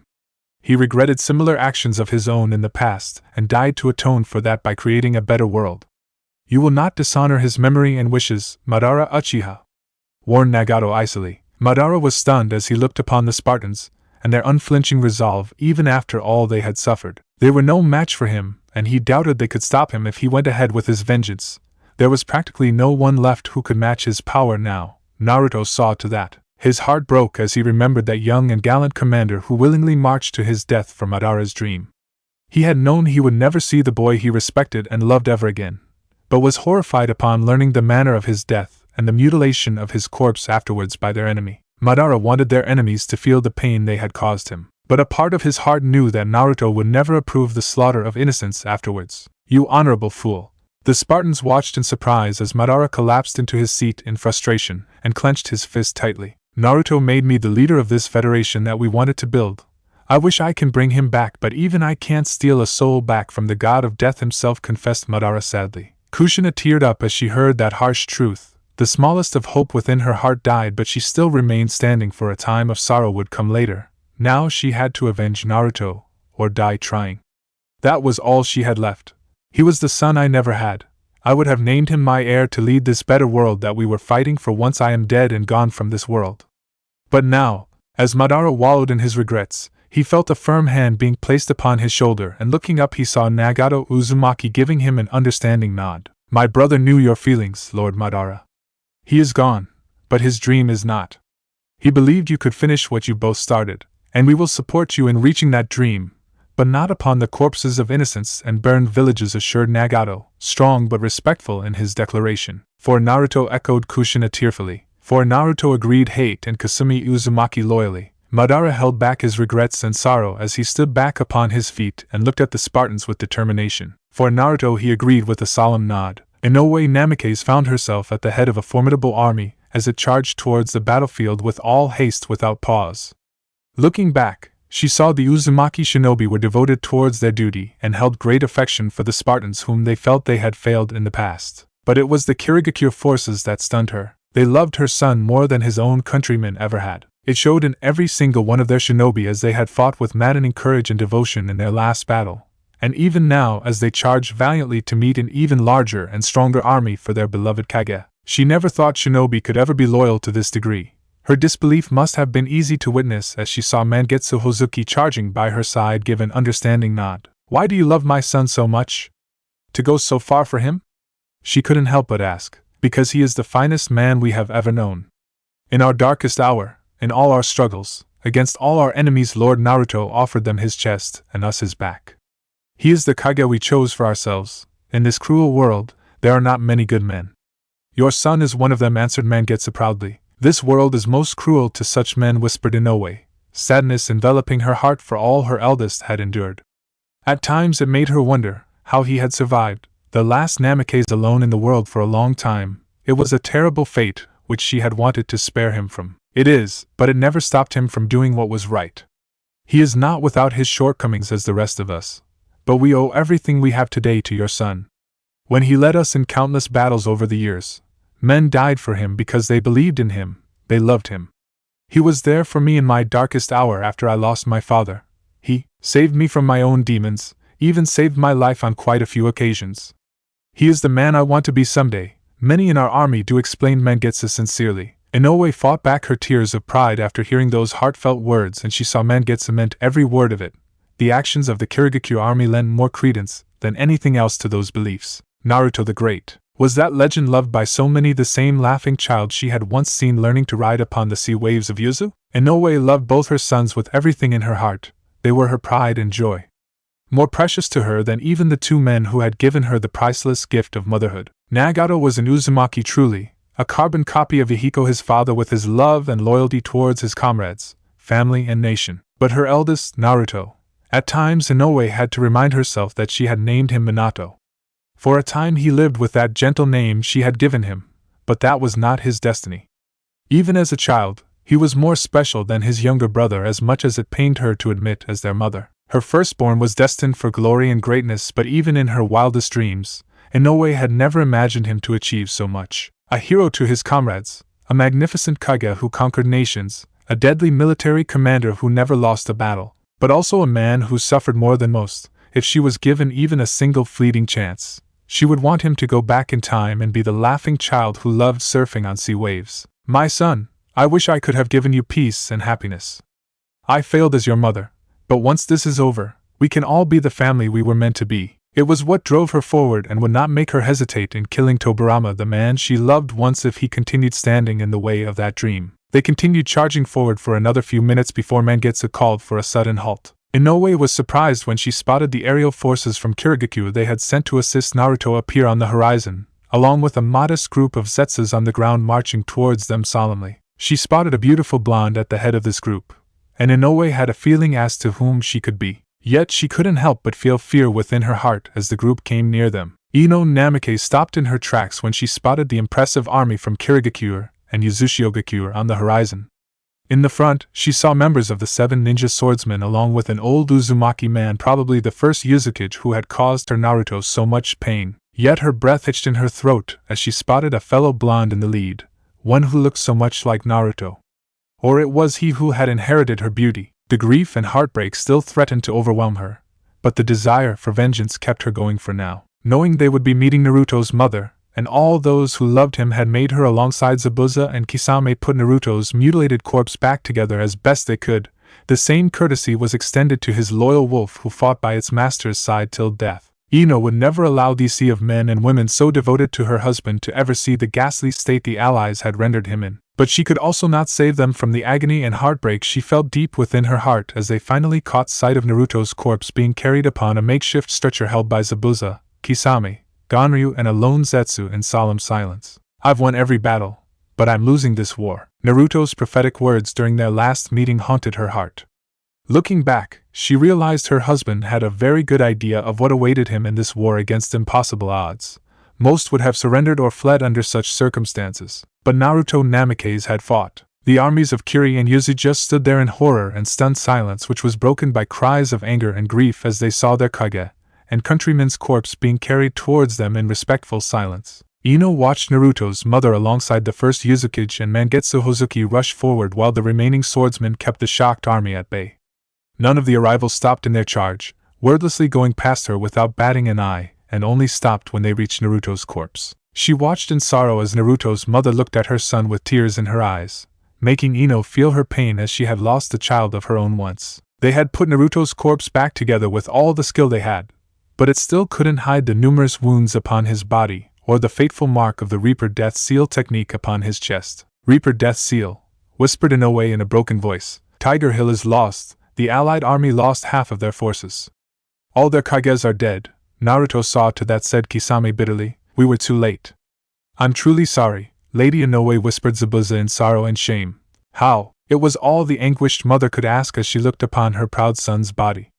She wanted to break into 1,000 pieces in this very moment, but the rage kept her going as she imagined the ways in which she would make the men who took away her boy scream. Naruto fought valiantly, Naruto fought nobly, and he died for us, said Ino Namikaze, loud enough for many to hear across the field. It was only then that many from Kirigakure recognized her and drew back in shock, for this woman was supposed to be dead. Mangetsu was about to ask many questions but stopped when both Kisame and Zabuza shook their heads. Inoue, on the other hand, now was sure about this young girl's identity, as she saw the intimate love and absolute grief in her eyes as she looked at the fallen Kage's corpse. You loved my son. Tell me how he died, asked Inoue sadly. The second Mizukage saw the blonde beauty give her a solemn nod before also glancing back at the rest of the army. I will show all here as to how Naruto fought for all of us, promised Ino sincerely.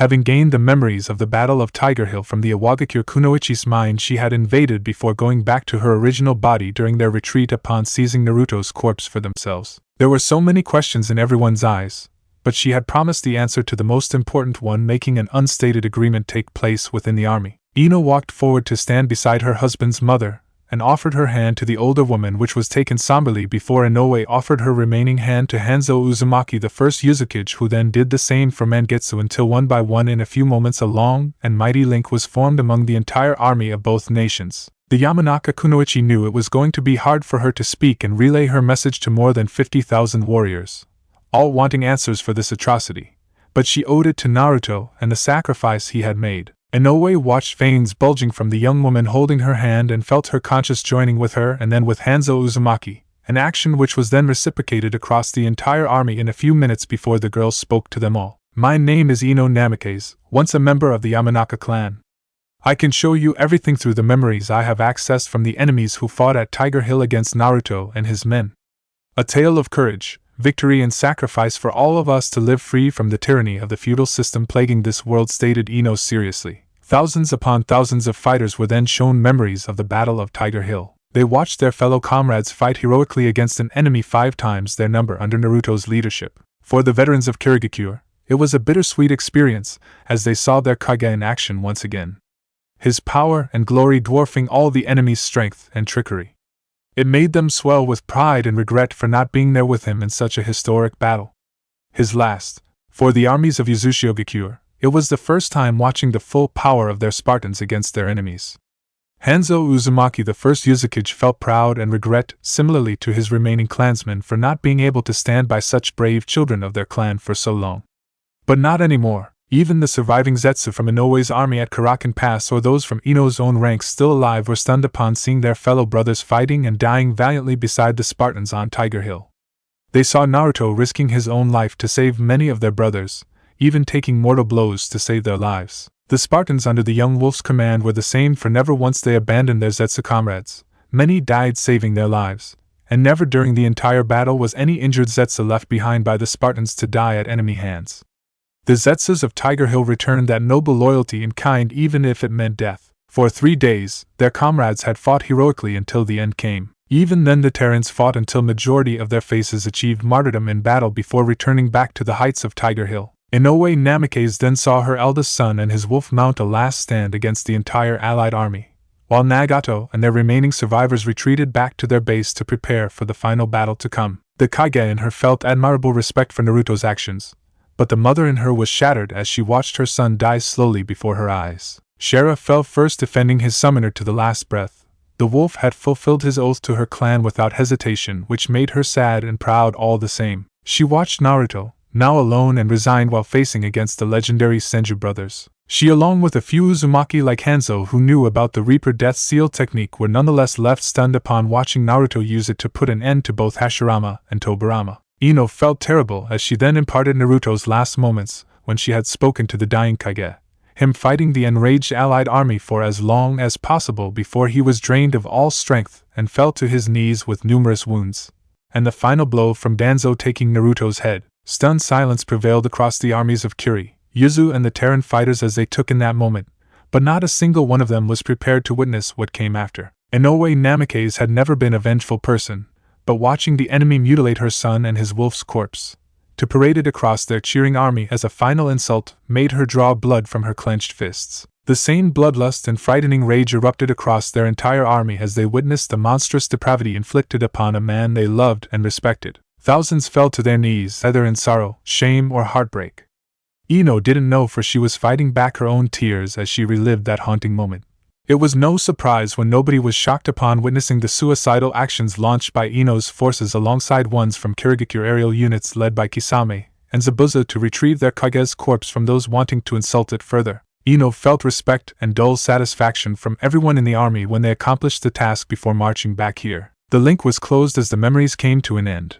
Blood leaked from Ino's eyes and nose, but as she fell to the ground weakly, it was Naruto's mother who caught her protectively. "Thank you for loving my son and ending the one who gave the final blow, and for telling us," whispered Inoue sadly, even as she gently shared healing chakra to restore Ino's strength. "I failed. I could only bring him back like this," lamented Ino. "You've done enough, child. The war is not over and my son will be avenged," promised Inoue with cold determination. The second Mizukage helped her stand back upon her feet before turning towards their army, even as members of the 7 ninja swordsmen respectfully carried Naruto's corpse to the center, making everyone reach out to pay their final respects to the beloved Kage. For the fallen, it started as a lone shout from someone in the army, then a dozen more joined in not a moment later. For the Spartans, for Zetsu, for Shara, for the heroes of Tiger Hill. Inoue Namikaze watched their entire army mourn and cheer for everyone of their own until she raised her own sword to point at the corpse of her own son. For Naruto, her cry was the most powerful, laced with pride, heartbreak, and tears. For Naruto, thousands upon thousands of fighters unleashed their weapons and matched her outcry, their rage and bloodlust enough to shake in any army. For Naruto, Ino watched with tears in her eyes as the very ground beneath her feet started to tremble with the power being unleashed by their vengeful army. Only one cry from everyone's lips echoing across the valley alongside their tears of anger, sadness, and eternal respect as she joined them. For Naruto, for Naruto, for Naruto, for Naruto. As the army's roars of vengeance got even more louder and fanatical, Inoue Namikaze's furious declaration was heard by one and all even above the outcry of thousands. Split the skies and earth with his name. Let your anger and sorrow reach our enemies as distant thunder promising fire and blood. For Naruto, we will avenge our fallen. For Naruto, we will butcher every last one of those bastards. For Naruto, there will be no quarter. No mercy. Every one of them shall die screaming. For Naruto, when the sun sets tonight we shall erase the very existence of every allied fighter. For Naruto, for Naruto, for Naruto. 6 hours later, Shikuchi Nara heaved a sigh of relief as he spotted the enemy's main base where the Jinchurikis from various nations lay captured. He still didn't understand how things had gone so badly for them so quickly. Just 3 days before they had the most powerful army and 3 Kages leading them. Now, their Kages were dead with their army gutted in half with so many dead, wounded and few desertions even. Damn you, Naruto Namikaze. The young wolf was the finest commander the Nara clan head had seen in his entire service. Powerful, handsome, brilliantly charismatic and a sound strategist. In some ways even better than his own father Tobirama, whom he also defeated in battle. Even in death and his only known defeat, Naruto dealt a blow the allies would never recover from any time soon, which was a disaster in this war. Shikuchi was extremely angered and disappointed with the desertion of Tsukumo Hatake, Shursui Uchiha alongside several Uchiha and Senju clansmen among others. While not a large force to flee from the war, they were some of the last and most powerful fighters who could actually stand a chance against Madara and whatever defenders he had left. If Danzo was not killed, he would have crucified the mad fool for his actions that led to some of their own valued men like Tsukumo deserting them, and the enemy to be surely fueled by vengeance. The command of their remaining army had fallen to him considering there were not many experienced commanders of good caliber left in their ranks. Shikuchi had considered unconditional surrender, but neither his fighters or more importantly the enemy would accept the same. The first were riding high upon their victory at Tiger Hill even if only a few realized at what cost. The last would never show them any mercy, not after what was done to Naruto's corpse at allied hands. Shikuchi agreed with those feelings. While he hated Naruto for slaughtering almost all his clansmen who had marched to war personally, the dead didn't deserve such disgrace. It left him with only one option, which was to swiftly charge towards Madara's hideout, overwhelm him with their numbers and save their Jinchuriki, and hope to any god that existed they could accomplish it all before the armies of Yuzu and Kiri arrived roaring for blood. He grimaced when some of his hopes for quick victory were extinguished when he saw thousands upon thousands of Zetsu in the way between the allies and the base. Leading the monsters were even greater ones in the form of the feared Spartans at full strength once again. Impossible, whispered Shikuchi in disbelief, but then he remembered how they were revived by Madara originally and cursed Naruto's brilliance once again. By sending all of them back alive, wounded or dead, the young wolf had dealt the allies another critical blow even from the afterlife. Commander, we have reports from our rearguard scouts that the armies of Kiri and Yuzu are charging at full swing towards us. Their aerial forces will be upon us in half an hour. Ground forces not long after that. They have gone mad, reported one of his subordinates worriedly. Shikuchi wanted to scream but knew it would do no good. Morale had to be maintained lest chaos reigned supreme if their troops discovered their perilous situation. Sound a full frontal charge. Every last one of our fighters is to storm through these bastards and reach the base, ordered Shikuchi, and grabbed a sword himself to participate in the desperate action. The remaining officers were quick in carrying out his orders even if many of their men flinched upon seeing the Spartans point their blades right at them challengingly. There would be no mercy shown by them after what was done to their leader. Within a few minutes, the allied army, some 50,000 strong, all charged madly and bravely towards the outnumbered defenders. Nagato and the remaining Spartans once again stood in the vanguard watching another massive enemy horde charge towards them. They wanted nothing more but to butcher every last one of them, but were also more inclined to follow Madara's command. It would be much sweeter. Just as planned, the Spartans and the Zetsu army showed panic at the enemy charge, and even started to retreat a little, making the enemies even more bold as instead of attacking in various organized divisions, they just charged forward, breaking all formation to catch maximum glory or reach the base quickly. While the allies had more numbers, they had no unity considering they were all from different nations who had always been at war with each other. What they didn't understand was the fact that this was not going to be a battle like they were imagining. It was going to be a massacre, the most brutal one in recent or perhaps all-known history of shinobi. The Spartans glared in cold silence as the skies above darkened once more, and before the allies could understand what was happening, 2 meteors the size of small mountains crashed into their center with overwhelming power. The ground trembled like never before as thousands died in the blink of an eye as Madara Uchiha arrived on the battlefield. Shinra Tensei, the Rinnegan bearer, launched a massive shockwave, sending the entire front line of the Allies crashing away like ragdolls. The Allies lost all cohesion, but Madara was far from satisfied as he summoned the ghetto statue next. You butchered the boy who was like a son to me in all but name. For that I will take your very souls, roared Madara furiously. Twin ethereal dragons were launched by the ghetto statue, which quickly started consuming the very souls of hundreds of the terrified Allied army fighters. Madara stepped before his own army with his famous gunbai in one hand and a sword in another.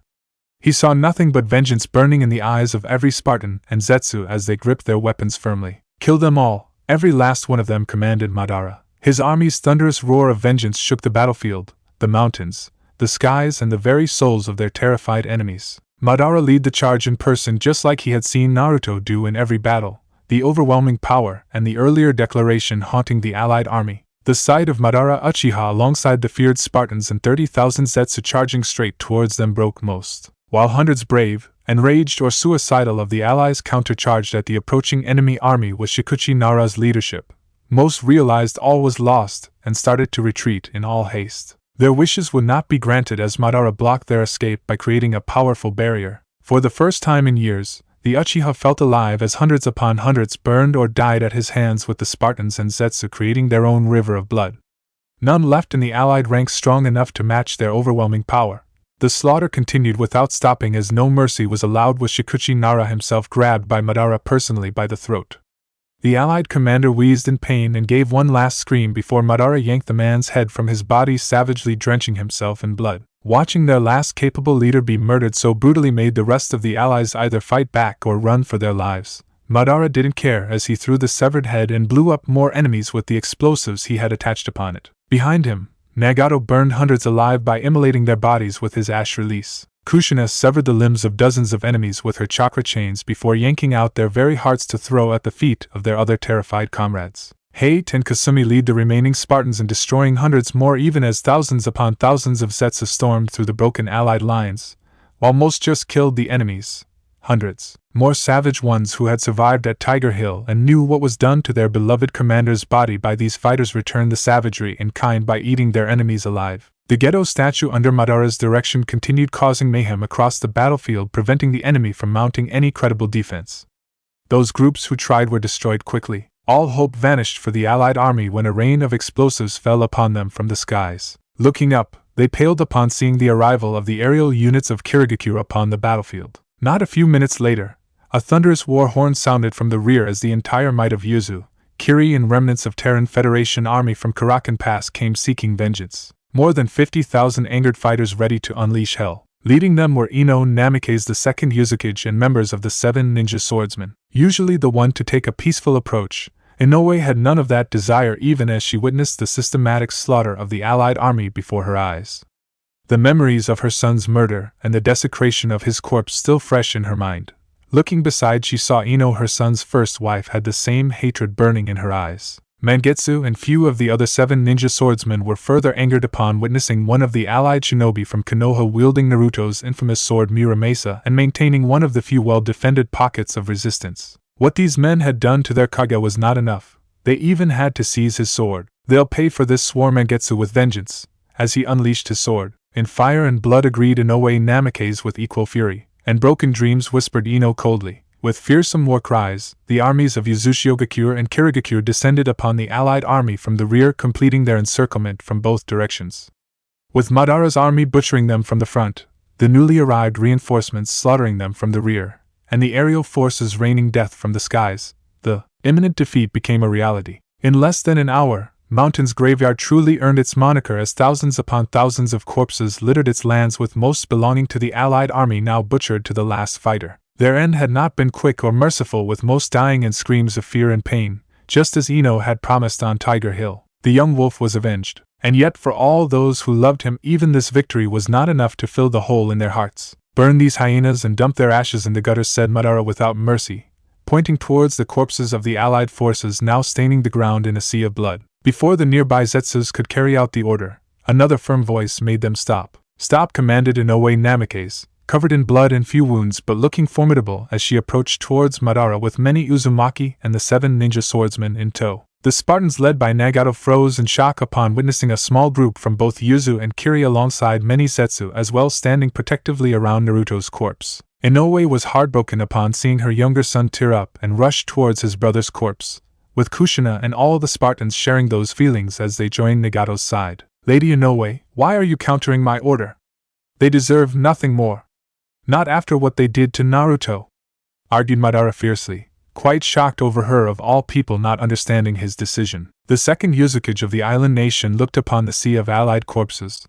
A small part of her heart wanted nothing more than to return the treatment they had given to her boy's body. However, she also knew Naruto would never want such atrocity to be committed in his name. We have avenged my son. Their deaths will never be enough or bring back my boy, but these corpses are also someone's children, parents, siblings, relatives or friends.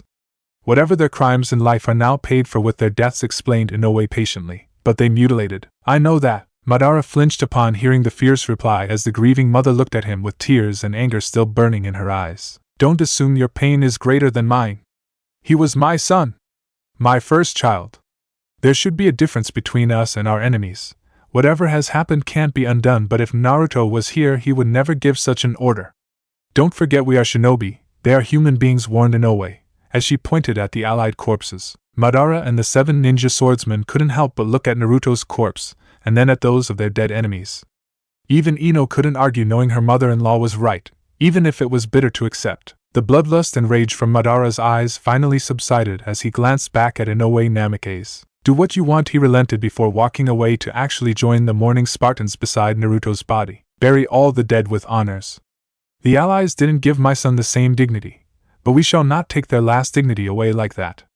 This I order, as the second Mizukage commanded Inoue decisively. To her relief, the Uzumaki clansmen sworn to her obeyed with reluctant nods and went forward to carry out the order. Moments later, Mangetsu Hozuki also sighed tiredly before ordering Kirigakure forces to lend assistance in the grim task. Several hundred Zetsu couldn't help but join as well, if only to honor Naruto's memory by obeying his mother's command. Hanzo Uzumaki, the first Mizukage, walked forward to stand beside Madara, who looked devastated as he just stared at Naruto's corpse, all the wounds the man had suffered, and the mark of the death god himself. We must face the consequences of our actions and mistakes in life and death, even beyond.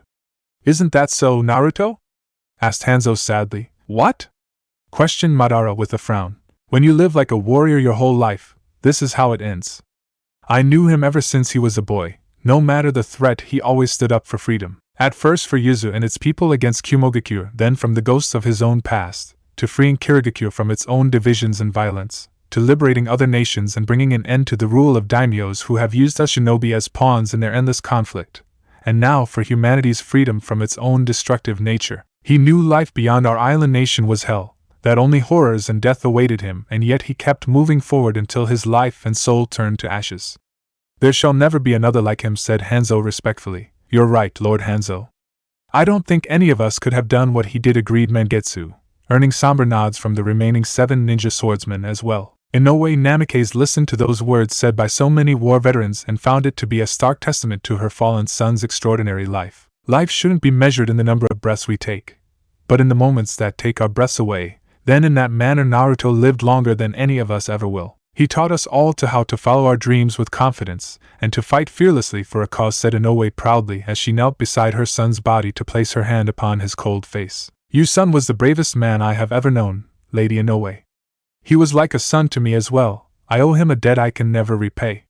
If there is anything your family ever needs, I will be there, promised Madara sincerely. You can, by finishing the story you both started, build the future my son fought and died for, even if it goes against some of your own wishes. Can you do that, Madara? Asked Inoue. The Uchiha leader glanced at Naruto for a brief moment before looking back at the boy's mother with absolute resolve. I promise. Finish this, Lord Madara. Afterwards, we shall take elder brother home to say our final goodbye to him, said Nagato sadly, earning firm nods from the 2 Mizukages and many other Uzumaki clansmen nearby alongside all the Spartans. Mangetsu saw many Kiri shinobi were about to object fiercely, for Naruto was their Kage, and deserved a final resting place among their own, fallen back home in the land of water. You left your Mizukage in the end. Naruto's last words to them haunted his heart, and knowing they had failed in standing by their Kage's side in his most desperate hour, while his family and the Spartans had, it was a regret he and most shinobi from Kiri would take to their graves. It was why he silenced any protests with the backing of the remaining members of the 7 ninja swordsmen. Leave a reserve force here while I complete the ritual, send the rest to take control of the land of Earth. They have no leaders left and shall serve as the headquarters of the Federation of Shinobi States, instructed Madara. What of the land of fire and sand along with remaining nations? Questioned Hanzo Uzumaki. Subdue them as well, offer them a chance to join the Federation without further bloodshed, not that they have any choice left after their armies are dead, said Madara without hesitation. What does this mean for us? Kirigakure and Uzushigakure demanded Mangetsu, for he didn't fully trust Madara as Naruto had, even if both men had the same goals. Keep your lands and rule yourselves, I have no interest in meddling in your affairs. As an appreciation for your support, I won't mind if you take some reasonable areas from the Land of Fire and other smaller nations nearby without any fights among yourselves. I want your nations to be the founding members of this federation, while the finer points will be discussed in detail in coming weeks, and I intend to let all nations have equal say even in time, even if they opposed us now. But your opinion shall hold more weight, explained Madara truthfully. Many blinked in surprise upon the generous terms for everyone involved, even the defeated nations from the allied forces. But we all report to you, correct? Asked Hanzo Uzumaki shrewdly. As per the rules and regulations, we all shall form together in time. I am not forming a dynasty here. The reason for creation of this federation is to unite and defend our world against the Otsutsuki. I know most don't believe this threat to be real, but it is, and I intend to make preparations in full. That is the one condition which is non-negotiable. Each member state must compulsorily support any measure in this task. Non-cooperation or refusal in this regard will not be allowed, answered Madara. And many felt his power, especially upon the last directive, as the man looked at them challengingly. So post your retirement or death, individuals from member states can be chosen to lead the Federation next with your blessing? Yes. Reika Uzumaki gave a loud cough, bringing an end to the political machinations already taking place among the various leaders. It was unavoidable but not the right moment for such talks as she gestured the shrewd men towards the grieving family and friends of Naruto Namikaze standing in silence near his body. It was Madara who understood what she meant instantly. All of that can come later. First we must give Naruto a proper farewell. 1 week later, Tsunade Senju stood atop one of the beautiful hills of Uzushigakure with a magnificent view of the endless sea on the horizon. However, her gaze was only focused upon the large group of people waiting down in the open fields in unity, respect and grief. There were warriors from Kirigakure, as well as those from Uzushigakure, alongside several thousands from the Land of Lightning. To the astonishment of the victors, several dozen men, including the likes of Tsukumo Hatake, Shursui Uchiha, and others of the defeated allied shinobi forces were also in attendance despite the outcome of the war. With the defeat of the allied army, which incurred almost absolute losses, the remaining nations across the world surrendered in the next few days to the armies of the Terran Federation. Since the fall of her great-uncle Tobirama Senju in battle, Tsunade was chosen to lead their defeated nation with Tsukumo Hatake as her advisor.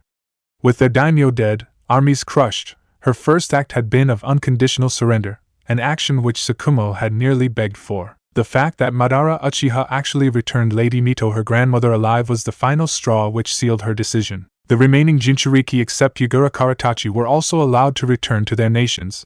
Their tailed beasts, however, remained in Madara's possession until he executed his final plan. Tsunade was actually surprised the Uchiha leader hadn't done so already. But it was also a testament to the actions of the fallen hero who brought all these people here and the legacy he left behind for every human being across this world. The Senju heir had only briefly met her uncle and had found him to be a kind-hearted man, which made her understand and respect the feelings of Uzumaki shinobi standing guard around her now. Even her grandmother Mito had decided to attend this ceremony to express her gratitude for Naruto upholding his promise of keeping Tsunade alive. The fact that her uncle had given such a selfless promise, despite not knowing her closely and being on opposite sides, made Tsunade clench her fists in silent grief when she saw all the people stand at attention and offer a clear path as a handful of Spartans and the 7 ninja swordsmen came towards the beach where a fine cemetery had been created by the Second Mizukage for her country's most decorated warrior and her elder son. In no way Namikaze held back her tears in stony silence when she saw Naruto's casket being carried forward by Spartans led by Nagato on one side and the 7 ninja swordsmen led by Mangetsu on the other. Yahiko couldn't hold back his grief and tears fell from his eyes when he saw warriors and civilians that had traveled from many parts of the world offer various forms of salute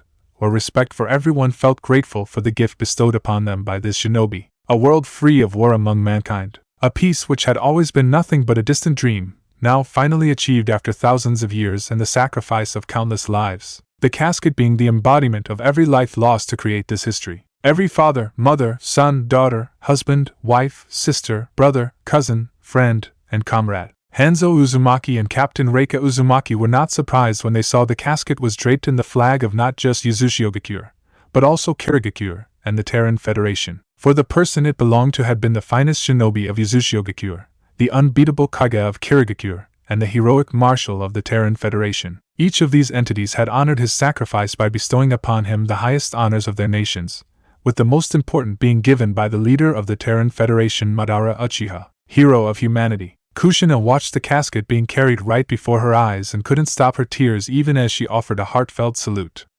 Every unbearable second making her remember the fateful moment where the man she loved sacrificed his life to save theirs. She had been heartbroken when he ended their relationship and returned back to Kirigakure, only now to realize that he had never stopped loving her. And when the moment came, he fought against the entire world and upheld their sacred childhood promise which she couldn't uphold. Till the end, Ghost, Hate and Kasumi stepped forward to lay a comforting hand each on Kushina's shoulders even as they saluted their fallen friend and leader. Looking around at all the remaining Spartans alive and somber, they could understand just why Naruto had done the impossible. You brought us all home this time, brother, whispered Hate sadly. We will never forget this, Captain acknowledged Kasumi tearfully. Mei Terumi had been standing not far away with her precious children in her arms once again. Mito Uzumaki and Minace Terumi stood near her alongside a large contingent of Kirigakure fighters headed by General Abe and their nation's Umbu commander. Even after everything that happened, she could only feel unbearable pain and despair as that dreaded casket was carried before her eyes. She trembled when she saw her infant daughter reach for her father's casket alongside their son, making many in the crowd look away in sadness. Almost all of the Kirigakure shinobi looked ashamed and were still unable to forgive themselves for their guilt of not being able to save their Kage in time. Now she understood just why everything had happened this way and could respect the lengths which her husband had gone to keep her and their entire family safe. But it could never replace the lasting hole left in her and most importantly her children's lives. Looking back at her husband's blood family and friends alongside her own and fellow countrymen, humanity was victorious, and so are you, Naruto.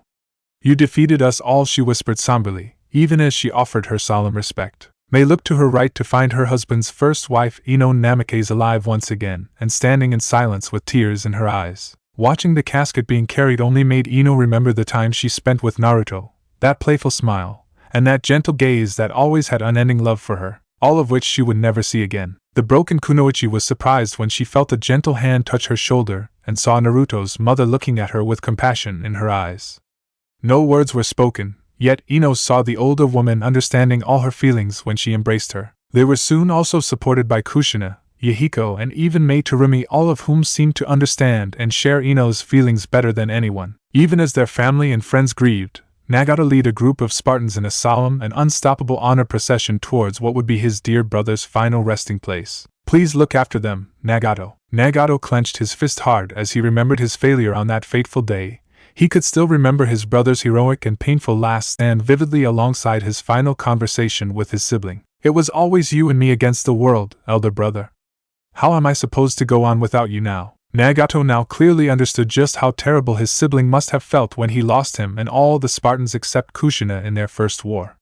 It was that pain and the desire to bring them all back home safe this time which also decided his final act alongside the wish to bring peace to mankind. As Nagato wallowed in his regrets, Mangetsu alongside the remaining 7 ninja swordsmen felt their hearts become even heavier as the final grave got closer and the moment to bid their friend and Kage farewell become imminent, the magnificent and large tombstone in front of them making every one of them understand the gravity of their loss. Naruto Namikaze the Great, aged 27 years, Spartan captain, general of Kirigakure, the 4th Mizukage, marshal of the Terran Federation, the young wolf, hero of humanity. Mangetsu, Haku, Zabuza, Amiri, Kisame, and even Jinpachi took a moment to understand the sheer legacy of the man who changed their lives forever etched upon the tombstone. But there was another title upon that tombstone that brought tears to all their eyes: the 7 swordsmen. The weight of the casket upon their shoulders became unbearable as they fought against the waves of past happy memories with him in each of their hearts. Thankfully, their pain would be lessened if only a little as they finally placed the casket upon an elevated platform and took a step back as a squad of Yuza's Spartans,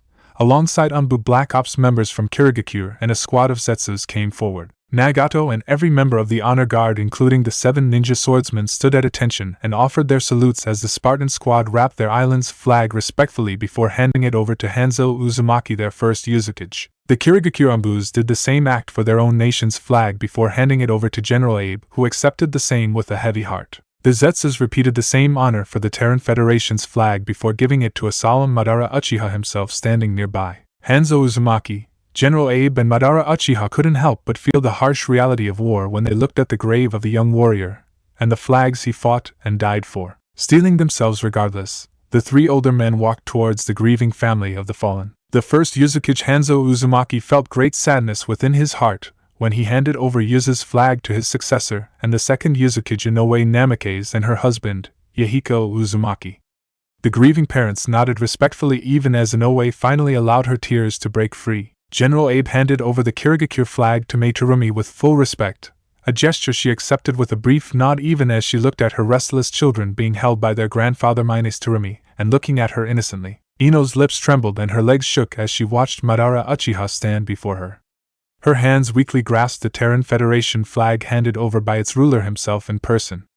A flag which held a phoenix protecting a planet with its wings. She gently caressed it, and felt a bare solace within her heart upon seeing the dream her lover had sacrificed himself for. She looked up when she heard all the Spartans dressed in their ceremonial uniform walk towards their leader's casket in a well-organized line led by Nagato. The said Uzumaki removed the Spartan wings of freedom from his chest before placing it upon the casket. With a trembling breath he punched it firmly into its body. "We will meet again someday, and I will look after everyone, elder brother." Kushina walked forward next and laid her own Spartan wings upon the casket. "I will always love you, Minato." With a final salute, she punched her wings into the casket, making Hate arrive by her side next to complete their last act for their beloved friend and captain. Inoue and Yahiko felt their hearts skip a beat every time a Spartan punched their ceremonial wings into their son's casket.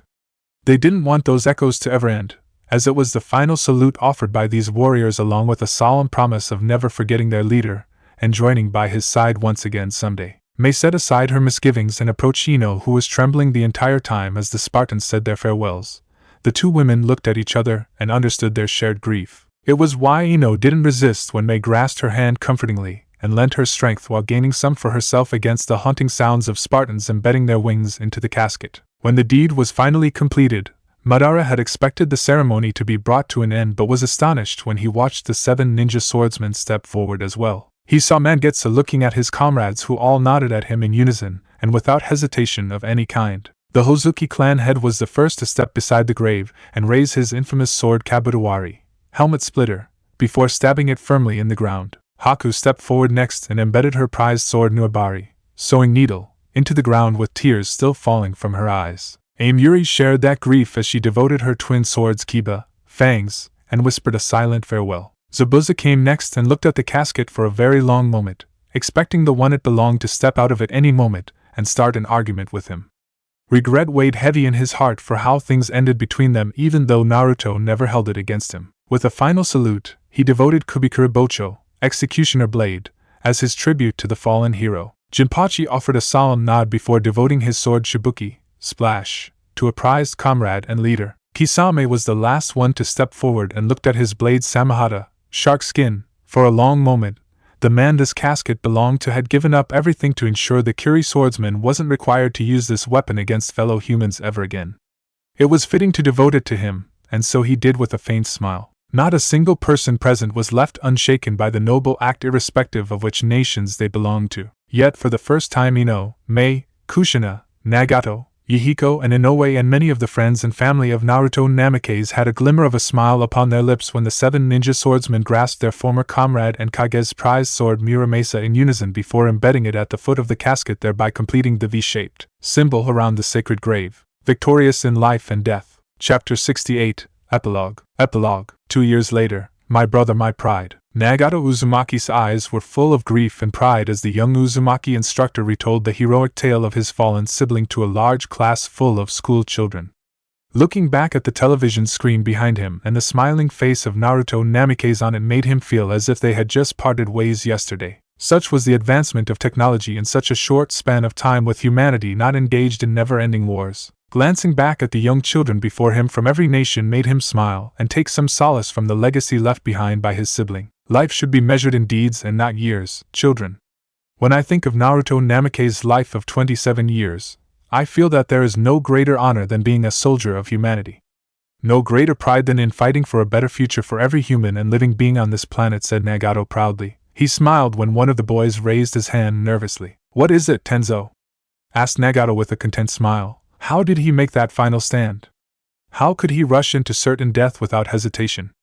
Asked the 13-year-old young boy nervously. Nagato sensed quite a few among the children shared that fear, and it was only natural, for this was a generation that had never witnessed any conflict at all, much less a world war. The Terran Federation, alongside the vow renouncing war, forced humanity to come together. Madara's actions and Naruto's sacrifice resulted in every human being linked to each other through chakra, each person better connected to others, able to feel and to some extent understand each other's feelings and wishes. It was that enlightenment which the Sage of Six Paths had sought to impart, and took 3,000 years of bloodshed and countless lives to achieve. The war to end all wars. The irony wasn't lost on Nagato now that he had studied history so closely that mankind only achieved a true and lasting peace among itself after fighting wars for thousands of years. And maybe it was part of their learning, their evolution, for one couldn't truly fear the horrors of war if they hadn't experienced it firsthand like these children. Naruto was in many ways a simple man.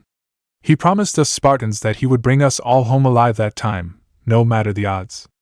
More than the strategic decision of buying time for his comrades until Kirigakure and Uzushigakure's armies arrived to deal the final blow, he chose to sacrifice his life to save ours. I have seen quite a few heroes in my life, but none like him, answered Nagato truthfully. It is true. Naruto was something else, always lead from the front, always in the thick of battle, rescuing his comrades and bringing everyone home. He was a true leader, agreed Heiichi Uzumaki with a respectful nod, his fellow Spartan officer having chosen to join Nagato's class much to his friend's surprise. A good friend and a terrifying enemy, agreed Kasumi Uzumaki, who was now married to Heiichi, just as Naruto had imagined and wished Nagato to accomplish, which the redhead had. And what of all the people he has killed? Even innocents? Nagato felt the anger and bitterness in the heart of a young girl from the former land of Earth, and it was understandable after the destruction of Iwagakure and its citizens when the last war started.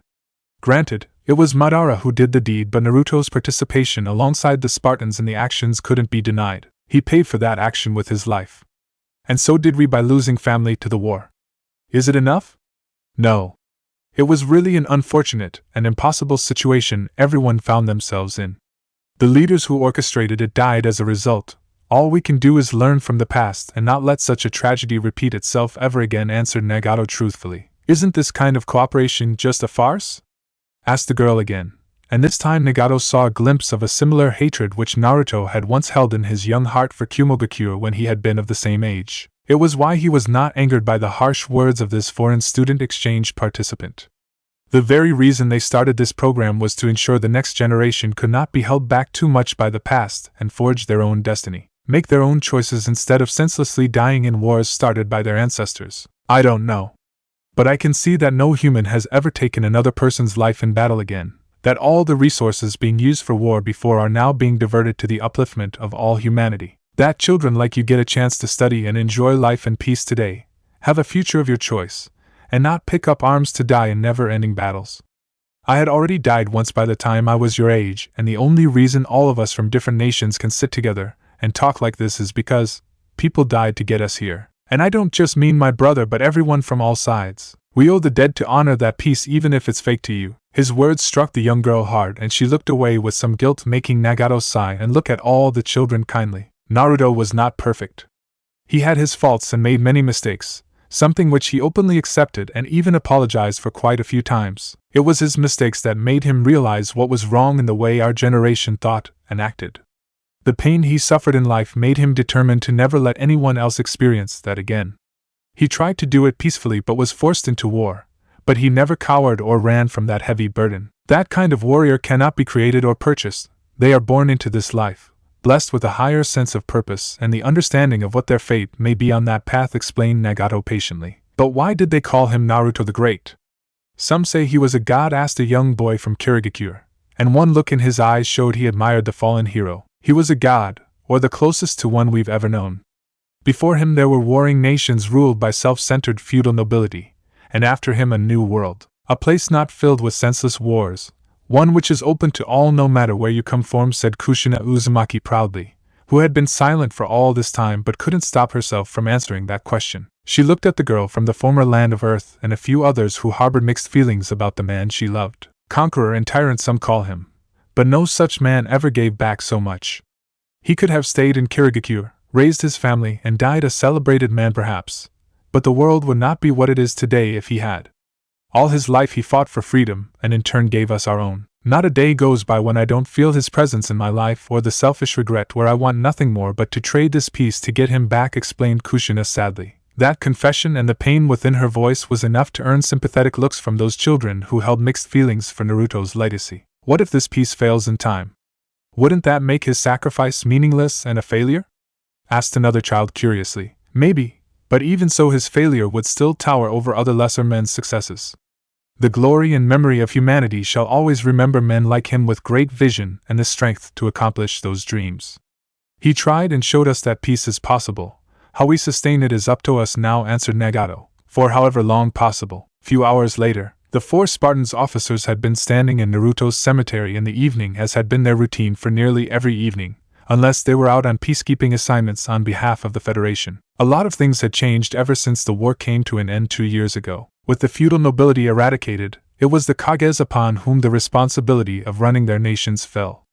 Madara was not interested in micromanaging their internal affairs, only seeking they all cooperate in general. Not that it was much of a problem anyway. Nagato had been there when Madara used the power of his Rinnegan and the tailed beast to link every living being across their planet with chakra. It had been like a jolt of lightning passing through his entire body followed by a warm sensation.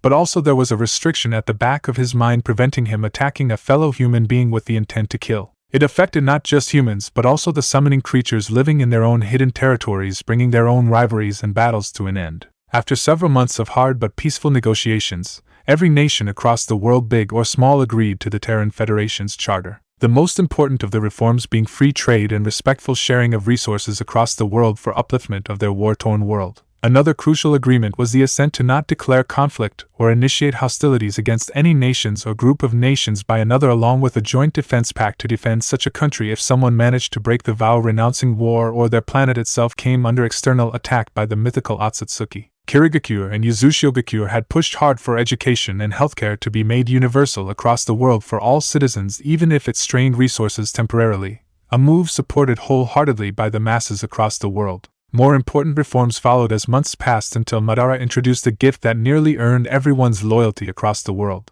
immortality. None could have believed it, and it took the Uchiha months to prove his claim. It involved the soul of a human being getting preserved into a collective conscious that was stored in the 10-tailed husk. At first people were horrified until Madara clarified only those who wanted such preservation could choose it, and the same also required credible service towards the Federation's growth.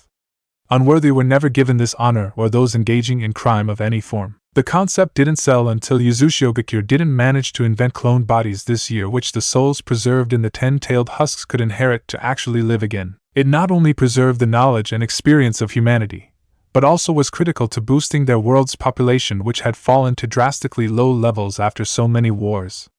Nagato had a feeling this had the markings of his brother's sharp intellect to get their world ready in every way for the Otsutsuki and keeping the peace. Of course, those who wished to die naturally were allowed that choice, which didn't lead to any major riots, even if some fringe groups sought to oppose this blasphemy in their eyes. The masses, however, were coming around to the idea, and their loyalty towards the Federation's cause had seen sharp increase in recent months. Their world was just so open to new possibilities and collaborations. Old hatred and distrust was slowly dissipating into a renewed sense of togetherness. Even the summoning creatures were more often seen living across this peaceful human realm instead of always staying in their hidden territories. The shinobi who previously used their talents only for war and killing were now also providing their services to economic development, with the private and public sector companies providing good fortune for their skills. Military spending surprisingly was kept extremely low as their world was still recovering, even though the Federation had a decent army and reservists from across the world to call upon for any emergency. It would take a few years before they could feel the united army again. Kirigakure and Uzushigakure had very good ties with each other as the strongest militaries in the Federation and cooperated in many technological advancements. Mangetsu Hozuki, who was now the 5th Mizukage and Naruto's successor, shared his predecessor's desire to explore other worlds beyond their planet. It had led to research in creating teleportation portals that could lead the citizens of the Federation to the moon, their closest celestial object, and mankind's dream for eons. Madara was leading that project himself with great vigor and the power of his Rinnegan. "It isn't right. He shouldn't be here like this," whispered Kushina miserably as she laid a fresh set of flowers on the grave of the only man she had loved. "Kushina, he would never want you to be so heartbroken even now," advised Kasumi gently, earning a sharp and slightly jealous glare from her fellow Spartan when she saw Hate standing beside Kasumi. "It has never stopped me from building the legacy he wanted, but it is my right to mourn him for as long as I live. I made him a promise which I couldn't keep, but he did, till the end," argued Kushina tearfully. She looked at Nagato, who was the only one who could understand her grief and what Naruto was to her better than anyone. "Naruto was my friend. He was my brother," agreed Nagato somberly, "and fought hard against the grief, trying to break his heart all over again." "He was our brother," said Hate compassionately, as he knelt to place his hand upon the tombstone, earning nods from the remaining three without hesitation. "Spartans never die." "He's still alive here," promised Kasumi as she tapped her hand against her heart, earning a nod from Kushina. They were all surprised when they heard a light cough and saw Commander Reika Uzumaki, one of their nation's elite officers, approaching towards them. "The Mizukage requests all of you to report to her immediately," she declared respectfully. Nagato sighed but nodded, as the world would never stop even if they all grieved each day for their greatest loss in achieving this dream of theirs. "What is it, mother?" asked Nagato curiously. "The Spartans have been summoned to the capital. So are many elites and leaders from all the Federation member states," declared Inoue Namikaze, the second Mizukage. "Why? You don't call such fighters and leaders together without good reason," pointed Kushina with a frown. "Madara is forming an elite force, the Scouting Legion. It will be tasked with exploring the moon and other worlds apart from our planet, go where no man has ever gone before. Maybe expand humanity's reach in the universe. He needs elite shinobi for that," explained Inoue in detail. He had said as much couple of months ago, but hesitated only because it lacked a commander whom he could trust to lead suitably. "Could he be choosing you to lead, Nagato?" asked Hate curiously. "Me?" said Nagato in confusion. "It could also be one of the 7 ninja swordsmen or Sakumo Hatake. There are many suitors," suggested Kushina. "But why call the leaders of all member nations?" asked Kasumi seriously. "The one to lead the Scouting Legion will also be named as Madara's successor. It has been declared." The 4 Spartan officers froze in shock upon hearing that from their Mizukage.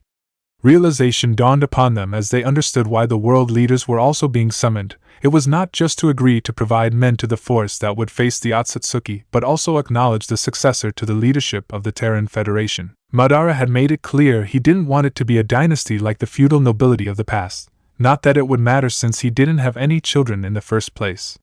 Even the revived Izuna Uchiha was only content in supporting his elder brother's dream and had flatly refused to succeed his sibling. "It should have been my brother," said Nagato sadly. "Naruto is gone, but Uzushiogakure is not.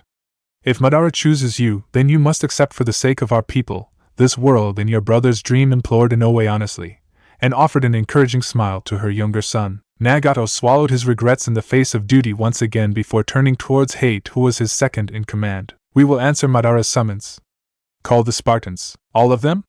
teased Hate, but also couldn't hold back his happy grin for the chance of seeing all their comrades once again. As elite warriors, their services were sought after frequently for peacekeeping assignments, and as a founding member nation of the Federation, Yuzu had always provided its best fighters to the cause, but it also meant the Spartans were often broken in small units to serve across the world instead of working together always. "I am their captain, my word takes precedence before Madara's.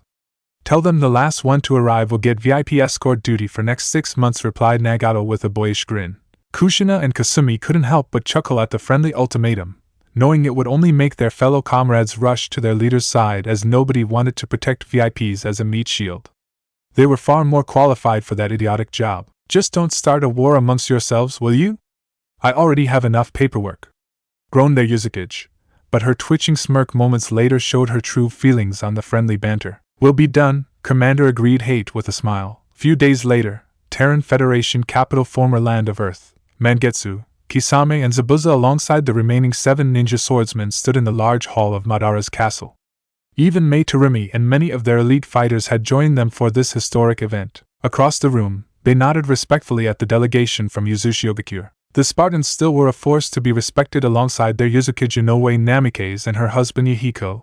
Even Ino Yamanaka had accompanied them for this gathering and stood silently near Nagato and Kushina Uzumaki. From the land of fire came Tsunade Senju, Tsukumo Hatake and Mito Uzumaki alongside many of their best fighters. There were also many more elite fighters from various smaller nations and the re-emerging samurai faction. They all became silent when Madara, who stood in the center of the room alongside his brother Izuna, raised a hand. "Thank you all for coming here at such a short notice," began the veteran Uchiha. "Nobody would miss such an important gathering." "You finally chose a successor?" asked Inoue Namikaze curiously, and glanced suspiciously at Hanzo Uzumaki standing nearby the Uchiha brothers. She was forced to issue him a pardon on Madara's behest after the war, and ever since the man had been working closely alongside Madara for reasons still not known to her. The only reason she had not objected and agreed without much protest was the vast bounty in the form of land and resources from the defeated Land of Fire that were awarded to Uzushigakure by Madara. Similar reward was given to Kirigakure for their support in the war and Naruto's sacrifice. "Not really, but I plan to today," replied Madara simply. "Do we not get a say in their choosing?" "You promised it would not be a dynasty rule again," said Tsunade Senju suspiciously, earning supporting agreements from almost every leader in the room. "I won't select someone from among you if there is too much opposition. Those who wish to take up the mantle after me step forward. Keep in mind they need to be a seasoned military commander with sound leadership ability. The fate of humanity rests on them, so make your decision wisely. Unless you want to be laughed and mocked," warned Madara, and released some of his killing intent to ensure desperate fools were stopped before they could embarrass themselves and everyone else. Whispers spread across the entire hall as the leaders from member states seriously thought about the ultimatum and offer. In the Federation's history, Madara will be recognized as its immortal founder, but his successor, and those that shall follow, shall be known as the Phoenix Emperor. None who take up the mantle shall try to establish a dynasty and preserve humanity's freedom and self-rule. Their children will not follow after them in inheriting the title or leadership, not unless supported by majority of member states. The Emperor shall be solely responsible for the protection of humanity, Earth and all its citizens above their family, friends, their birth nations and everyone else. They will take no lands for themselves, nor amass fortune beyond a reasonable level. It is a position full of duty towards the people of this world. Any who step forward must accept these terms, announced Izuna Uchiha frankly. Even more furious whispering erupted among the ranks until after several long minutes, only 3 men stepped forward. Mangetsu Hozuki, the 5th Mizukage and a member of the feared 7 ninja swordsmen. Nagato Uzumaki, captain of the legendary Spartans of Uzushigakure and son to its current Kage. Tsukumo Hatake, the most powerful shinobi from the Land of Fire and a veteran commander. Madara nodded respectfully at the nominations, for they were truly good and capable men whom he respected. All things considered, their people had grown wiser in choosing their leaders after enduring disastrous ones for centuries. "I want to present another nominee whom I have personally put forward for your consideration," declared Madara with a faint smirk, earning a nod from Hanzo Uzumaki near him as the former Mizukage gestured the guards to open the large door of the hall. The action made everyone from all nations turn backwards to see a group of guards step in, with each of them carrying the legendary blades of the 7 ninja swordsmen. When the 6 of them were respectfully offered the same, most, including Mangetsu, were furious, as they had devoted them to one of their fallen whose rank they had not replaced till this day by selecting no one else despite many applications. "What is the meaning of this?"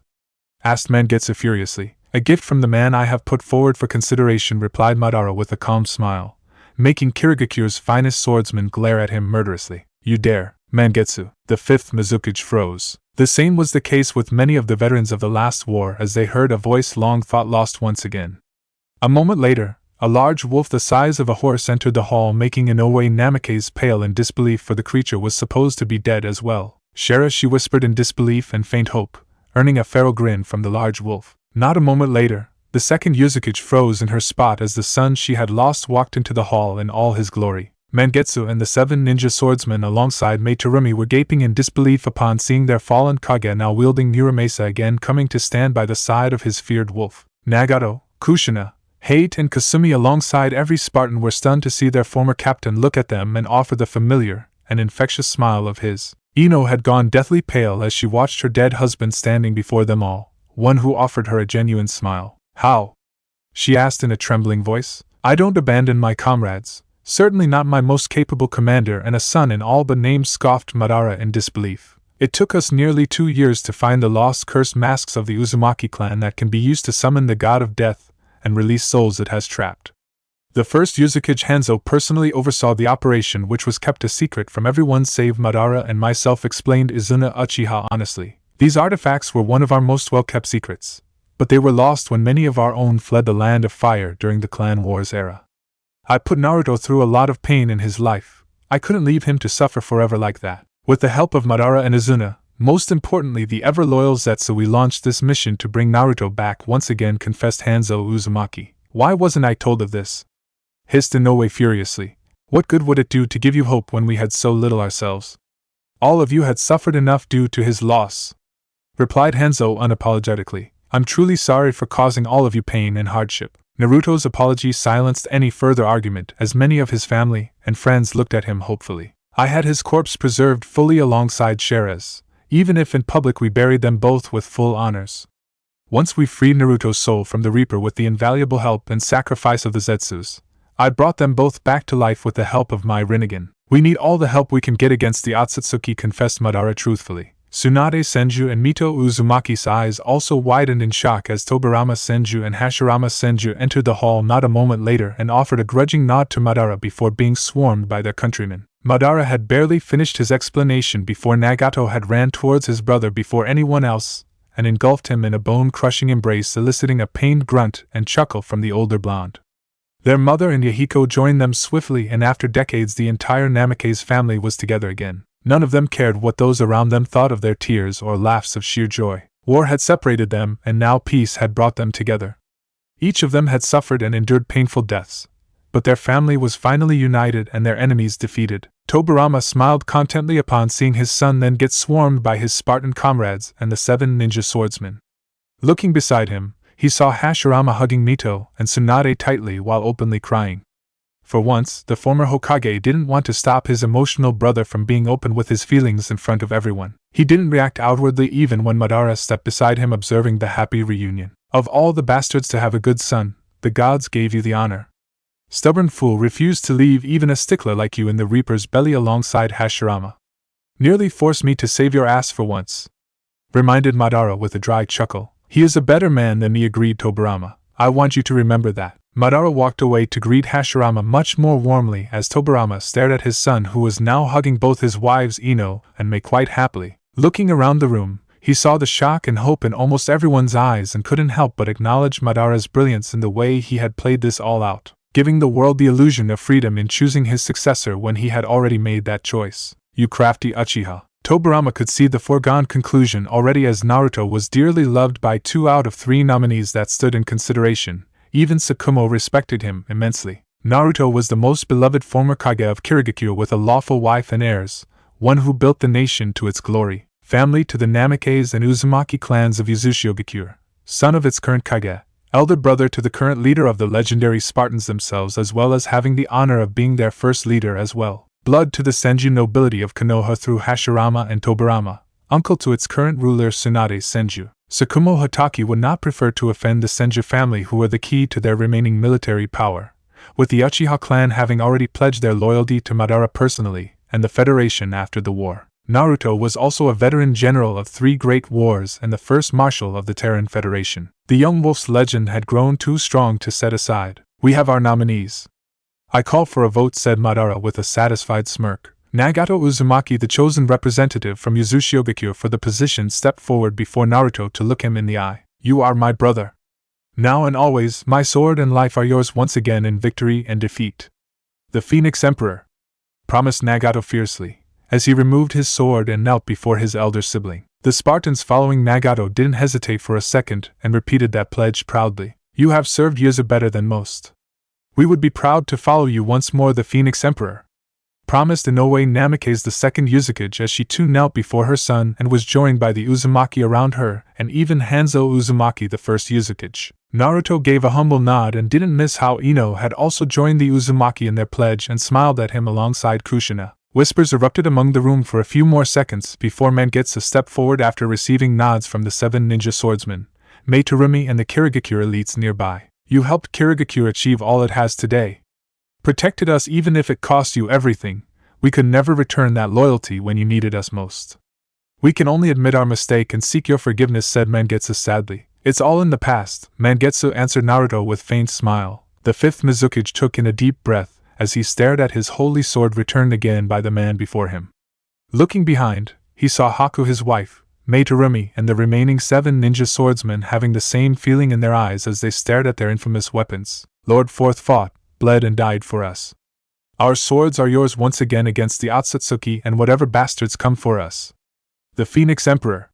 Swore Mangetsu fiercely, as he too knelt, making the 7 ninja swordsmen, Meitarumi and the remaining Kirigakure elites follow swiftly with proud smiles. The submission of the most powerful military forces in the Federation made the remaining smaller nation-states to pledge their own loyalty swiftly one after another, until only one remained. Tsunade Senju and Tsukumo Hatake felt a little nervous as the entire room full of leaders and warriors looked at their faction. Lord Hashirama and Lord Tobirama, whatever you both decide we shall obey, whispered Tsukumo respectfully. We trust your judgment, agreed Tsunade quickly. Hashirama and Mito nodded before sharing a look and entrusted the final decision to Tobirama, who had been their nation's last ruling Kage after Hiruzen fell at Iwagakure, and father to the man in consideration at the moment. Tobirama Senju walked towards his son and stood before him. I don't know much about the Federation, but I trust my son and ask your forgiveness for the past. We'll stand by you if you'll have us, said Tobirama frankly. It would be an honor, father, replied Naruto respectfully. Nothing more needed to be said for Tobirama as he too knelt before his son and made the final declaration. The Phoenix Emperor, the rest of the Senju family alongside remaining elite shinobi from Konoha including Tsukumo Hatake followed suit by kneeling before Naruto Namikaze and swearing their support in the fight against Otsutsuki and aiding in humanity's continued glory. The Phoenix Emperor, the Phoenix Emperor, the Phoenix Emperor. The Uchihas following Madara followed suit under Izuna's lead as they too knelt and swore their allegiance, making the minor samurai faction repeat the action. Hashirama realized it was the exact moment when his dream truly died and Madara's came to life as he watched a real smile arriving upon his closest friend's lips alongside immense pride as he walked forward to engulf Naruto in a fierce hug, one which the young wolf now turned emperor returned with equal vigor. Thank you for everything, Madara whispered Naruto sincerely. You are my most trusted advisor, my finest general and a son to me in all but name. You died and went to hell for the sake of my dream, believed in me when my own blood and Hashirama didn't. How could I leave you behind to rot? Whispered Madara proudly. I wanted to retire as a farmer, teased Naruto with a smirk, and saw Ino looking at him with true happiness in her eyes for remembering their shared dream. Bah! Wolves don't sow corn. I'll give you a damned large farm to pursue your hobby nonetheless, but your talents are needed where there is none other like you, replied Madara. War, said Naruto reluctantly, protecting everything and everyone dear to our heart. The world we built together, and in which humanity and its children will live, reminded Madara. Naruto paused as he considered those words and looked at all the supporters from across the world who had proclaimed him as their emperor. You were born for this, son. If you don't step up once more and we lose the final war, then your parents die, your brother dies, your wives and children die. We all die, whispered Madara, as he gestured towards the very people he had mentioned and dear to the chosen emperor's heart. It earned him a reproachful look but also a slight amused smile from the blonde at the same time. Well, that makes it simple then. Meitarumi, Kushina Uzumaki and Ino Namikaze were not surprised when Naruto asked to see them as soon as he was brought up to speed on the current happenings across the world and finished meeting with former comrades. Their shared grief over his death had forged a unique bond among the three women even if they lived separate lives across the world. Mei had become the leader of the Tarumi clan after her father passed the responsibility to her, and was content with it alongside raising her twin children. Kushina was mostly on peacekeeping assignments for the Federation like most Spartans, eliminating threats to the peace they had all fought so hard for. Ino had decided to settle down in Yuzushiogakure, and was a trusted advisor of the Second Mizukage. They often met each other a few times in a year whenever they got a chance, especially during Naruto's death anniversary. Each having experienced a different side of the man they loved and the impact he had left in their lives. It was that bond and trust that had made Mei announce Kushina and Ino as the godmother to her son and daughter respectively, knowing that they had also wanted to have a family with Naruto. His children were the closest she could offer them to realize that dream.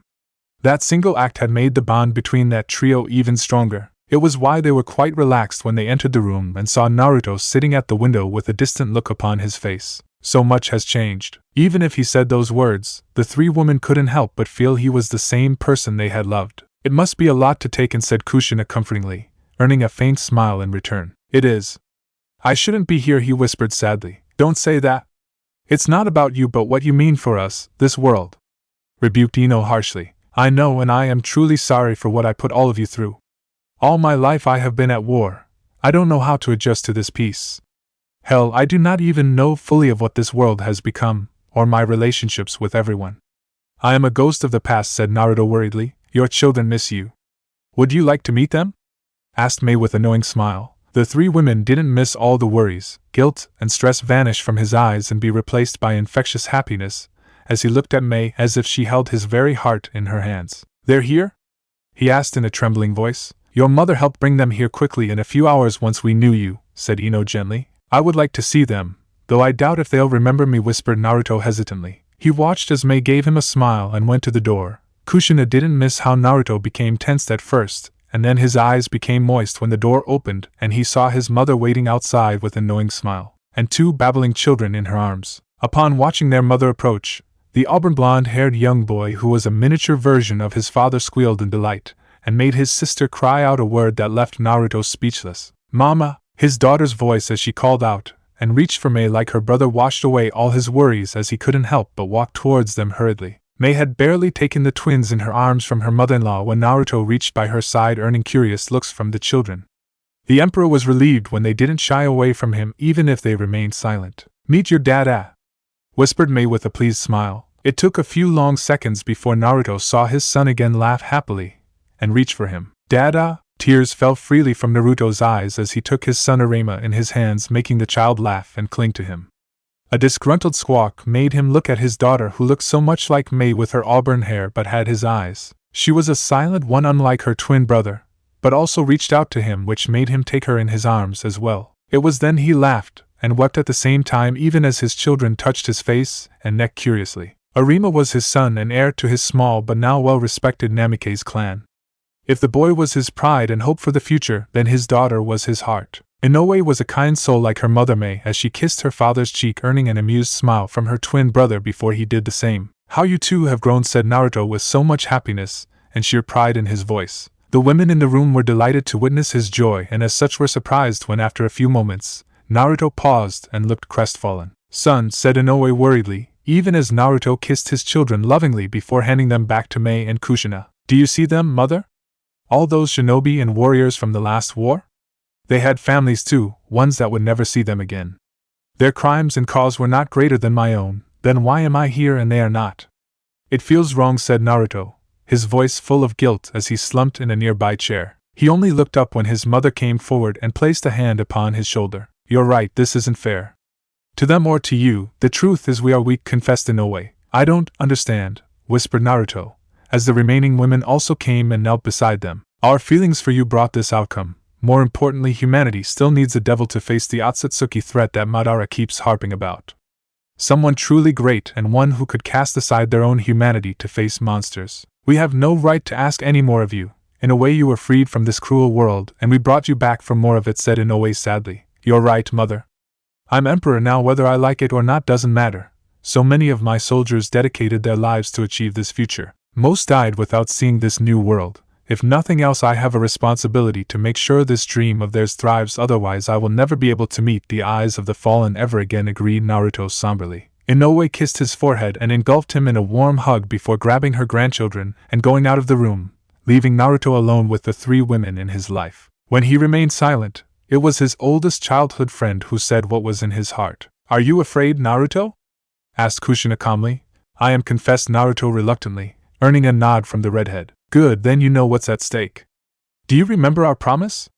asked Kushina with a kind smile. "Till the end," whispered Naruto with a fond smile, as Kushina grasped his hand and gave a firm nod in return. "As am I," promised Ino fiercely.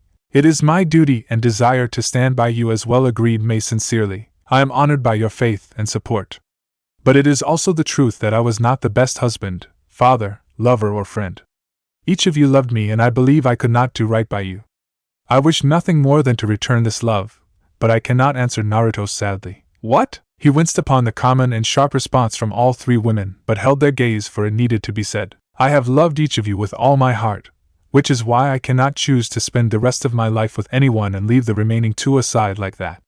Legally, I am still married to May and Ino, and whatever little wealth I have will be devoted to the children and for you both to live better lives. It's the least and honorable thing to do after all the pain I have caused you all," confessed Naruto. "And what will you do?" asked Ino with surprising calm, which was in sharp contrast to the conflicted look on May's face and the sheer anger in Kushina's. "Fight and protect humanity. Ensure we expand into the galaxy as is our birthright," answered Naruto truthfully. "There is no need to go to such lengths of self-isolation. Naruto raised an eyebrow at Mei's cryptic words and looked at her for an explanation. The Namikaze clan is barely surviving, the Senju family is only doing marginally better. The war has gutted both their numbers alarmingly. They both need to be restored, and for that you need to have more heirs. Ones who can continue both the Namikaze and Senju bloodline. It is crude and not something I would recommend unless we didn't face the prospect of a galactic war in the near future, explained Mei seriously. What are you saying, Mei? Asked Naruto hesitantly, making her blush a little. You already have 2 wives in the form of Ino and myself. If Kushina is also willing, then we can make an exception so all of us could remain happy. Most importantly, our children and the families we love will be looked after with such a union, in my opinion. The 3 of us have grown very close after your death. If they are agreeable, then I won't stand in the way, offered Mei. I agree. Given the circumstances and of not having you in my life completely, I am willing to be a part of this union, agreed Ino with a faint smile. Naruto's face had grown extremely red and words seemed to escape his lips as they all looked at Kushina, who shared the same feelings as him. I am willing to give it a try as well, relented Kushina with a heavy blush. The Emperor blushed heavily as his now 3 partners looked at him for a response to their proposal. Never, in my wildest dreams, did I imagine this, confessed Naruto with a nervous laugh. We trust you know we choose to do this out of affection towards you and each other alongside our responsibilities towards our families, clans, this world and its future. We expect you to keep that in mind, said Mei honestly. I understand. Humanity's infighting may be over, but the one with those beyond our world wanting to be our enemies is just beginning.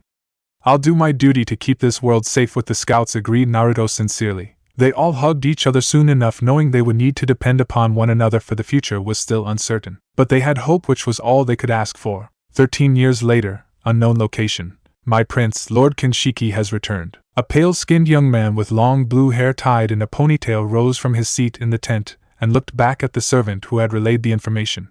Judging from the way the fool refused to meet his gaze and was trembling meant the news would not be as per his liking. It was proven when his caretaker joined him inside the palace. You look like shit, commented Momoshiki disappointedly. His caretaker for life was missing an arm alongside one of his horns. Kinshiki looked like a man who had endured a terrible beating and felt it deep within his bones, judging from his ashamed gaze. The vanguard was massacred. I barely returned to tell you the news. Kagaya's folly has created the largest mess our race will be facing in generations, relayed Kinshiki worriedly. Explained, commanded Momoshiki with a murderous glare. And so his caretaker did of all that had happened on Earth since they selected it for cultivation of the chakra fruit, and sent their own clansmen to nurture it. The Otsutsuki prince couldn't help but feel disgusted upon learning Kagaya's bonding with a lesser race who were somewhat similar to them in appearance, at least to an extent, how her sons had changed the world, the countless wars that followed before the world was united under the banner of the Phoenix Emperor. Emperor? That title only belongs to one being, Kinshiki warned Momoshiki gravely. Yes, our own. Which is why we must relay this news to His Majesty. This Phoenix Emperor Naruto Namikaze and his scouting legion massacred my men, said Kinshiki honestly. You were beaten by scouts and a human child? Demanded Momoshiki murderously, and to his credit Kinshiki stood his ground without flinching. Not a child but a veteran commander who has won every battle he has fought. I faced him in battle and barely survived. He is a powerful fighter. The scouting legion that he faced us with is made up entirely of veterans from several wars. They are not to be underestimated, warned Kinshiki. Expecting more anger from his prince, Kinshiki was surprised when the royal merely raised a curious eyebrow. And what do you know of this Naruto Namikaze? One who has made you so nervous all of a sudden, said Momoshiki curiously. He rules Earth under the banner of the Terran Federation, a union of several nations who cooperate with each other. Apparently they use the power of chakra to make themselves forcefully undertake a vow renouncing war amongst their kind and impart understanding among each other seamlessly, answered Kinshiki. Primitive, scoffed Momoshiki. Be it so, and yet it did bring an end to their continuous war among each other. In just over a decade, the Terran Federation under the Phoenix Emperor has strengthened their world's defenses 10 times over. Their armies, while smaller than ours, are well trained and led. Living beings who can use chakra. Worse, they even recently managed to go beyond their planet and established a military base on the moon. That is where we landed and were driven back. Left unchecked, they will become a serious problem for our people. My prince, this Phoenix Emperor is a serious threat which we must report. I have fought many battles and have never faced a commander as good as him, his eldest son and one of few potential successors. Arima Namikaze, the young wolf, encircled our forces alongside his father. They must be dealt with soon. They spared my life and asked me to relay this message to you and the rest of our clan, explained Kinshiki hesitantly. What is it? asked Momoshiki furiously. The Terran Federation shall remain free and independent till the end of time. Lay eyes upon our home and people, and the Namikaze clan alongside more than 150,000 warriors of humanity will march to your own home to test your clan's immortality. Kinshiki dreaded his prince's reaction to such a blatant threat to their dominance, and was confused when the man smiled widely. Finally, we have a worthy foe. We will relay this news to my father the Emperor. He won't be pleased, but our people have long sought a challenging war to fight after encountering pathetic and weak races for so many centuries. Call our armies, commanded Momoshiki with a gleeful smirk. My prince, we need the Emperor's approval to call all of them, and it will take time as well, warned Kinshiki. Then summon my guard and the division that is closest. I shall lead the vanguard while my brothers arrive with the main forces once our father learns of this. Tell me, is the Phoenix Emperor and his family loved by their people? I want to know more about them, said Momoshiki eagerly. Naruto Namikaze and his family are indeed well loved by the people of Earth. The man has 3 wives and 5 children through them. He is directly or indirectly linked to the ruling families or leaders of major nations in the Federation if the information we stole from one of his dying scouts' mind was accurate, reported Kinshiki. 5 children? They sure breed like rats, cursed Momoshiki. 3 sons and 2 daughters, we believe. The eldest of them, Arima Namikaze the Young Wolf as his followers called him, is a talented commander like his father who met us bravely in battle and prevailed. We weren't able to learn much about the others yet, but what we do know is the fact that this family is at the center of the Terran Federation and its unity and power. Destroy them and the enemy shall fall, advised Kinshiki, earning a nod from his prince. Well then, it's been a while since we hunted wolves, Kinshiki. 2 weeks later, Mai Terumi stood restlessly upon the imperial castle walls in the Federation capital. Many of her family stood beside her waiting. Kushina and Ino supported her as they always had, yet her heart trembled in worry for her precious boy who had marched to war by his father's side. How do you accept this feeling, Lady Mizukage? Both your sons have gone into battle as compared to my one, asked Mai worriedly. Inoue Namikaze the second Mizukage gave her a compassionate smile as she looked at the skies. You never do. But I believe in my sons. They won't fall so easily. My grandson has the same blood in his veins. He also has his father and Uncle Nagato by his side. They'll both die before they will let anything happen to Arima, reassured Inoue confidently. Do not worry, mother. They will all come back. Mai looked at her beautiful daughter, who looked a replica of her younger self at the age of 16. Unlike her twin sibling who had followed in Naruto's footsteps as a warrior and commander, Inoue Namikaze's daughter of Mai and Naruto, who shared the same name as her grandmother, the second Mizukage, had chosen the field of healing under Tsunade Senju, her aunt's tutelage, and was now on her way to become one of the best medical specialists in the world. Inoue, thank you, whispered Mai gratefully, as she caressed her auburn-haired and extremely fair-looking daughter's cheek. I'll join the scouts too once father returns. The women were shocked upon hearing that declaration from a young boy of 12, none more so than Ino Namikaze, who looked at her own son in disbelief. Owen Namikaze, have you lost your mind? You are too young for this, scolded Ino furiously. Father, Uncle Nagato and elder brother Arima are out there fighting for humanity and the Federation. I wish to do the same, protested Owen with equal ferocity as his mother, making his grandmother sigh as the exact replica of Naruto down to his eyes stared back at his entire family in defiance. As will I, brother.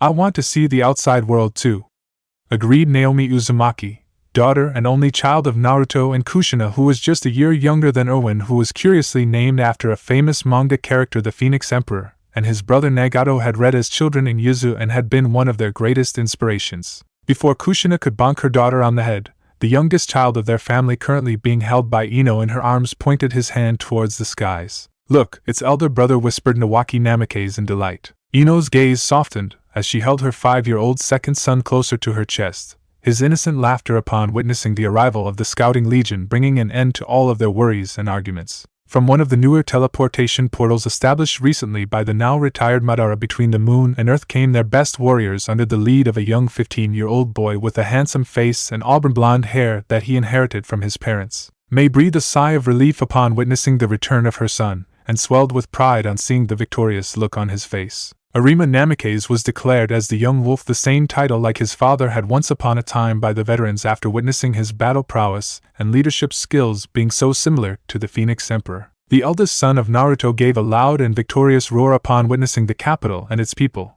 making the scouts following him and every citizen waiting near the walls echo that feeling, including his younger siblings. His infectious grin didn't fade as he landed upon the battlements with the help of his flying wing device and was immediately assaulted by twin blurs of energy. Elder brother! Arima laughed happily even as he hugged Erwin and Naomi, who adored their eldest brother as their hero and wanted to follow in his footsteps to defend their world and humanity. They were soon joined by a laughing Nawaki who jumped upon the trio mischievously, and an equally happy but more restrained Inoue who hugged her twin brother first, even as she pinched the cheek of Nawaki, earning a laugh from the boy and chuckles from the other two. When his siblings finally parted from his arms, the eldest son of the Phoenix Emperor and a person also being thought about by more and more men as a possible successor saw the woman he loved most approaching towards him. "Mother!"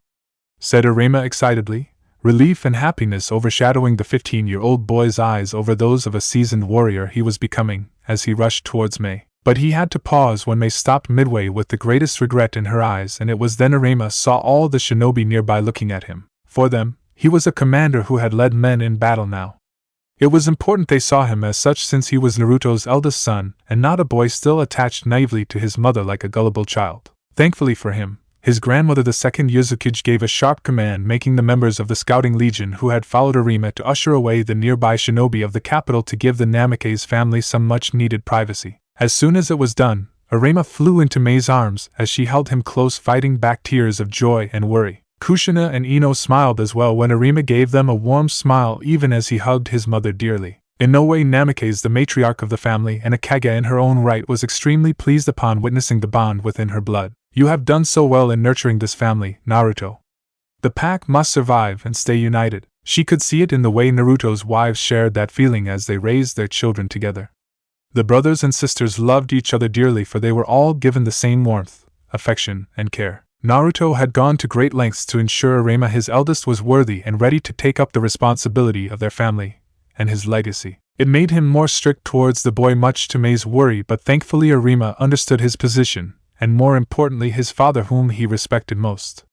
He may never be chosen as emperor after Naruto, but the responsibility of protecting the Namikaze clan would be falling upon his shoulders after Naruto. Since he was also declared as successor to the Tsurumi clan through Mei, his responsibilities were doubled. But Arima had never faltered in face of such daunting task.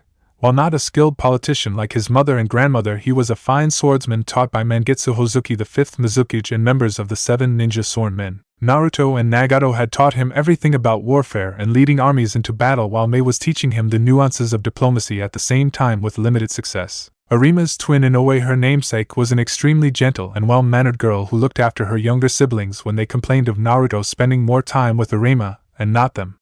She was the peacemaker in their family in comparison to her headstrong siblings. Erwin was like a mirror of Naruto himself in looks, personality, and with his devotion towards his father's legacy and humanity.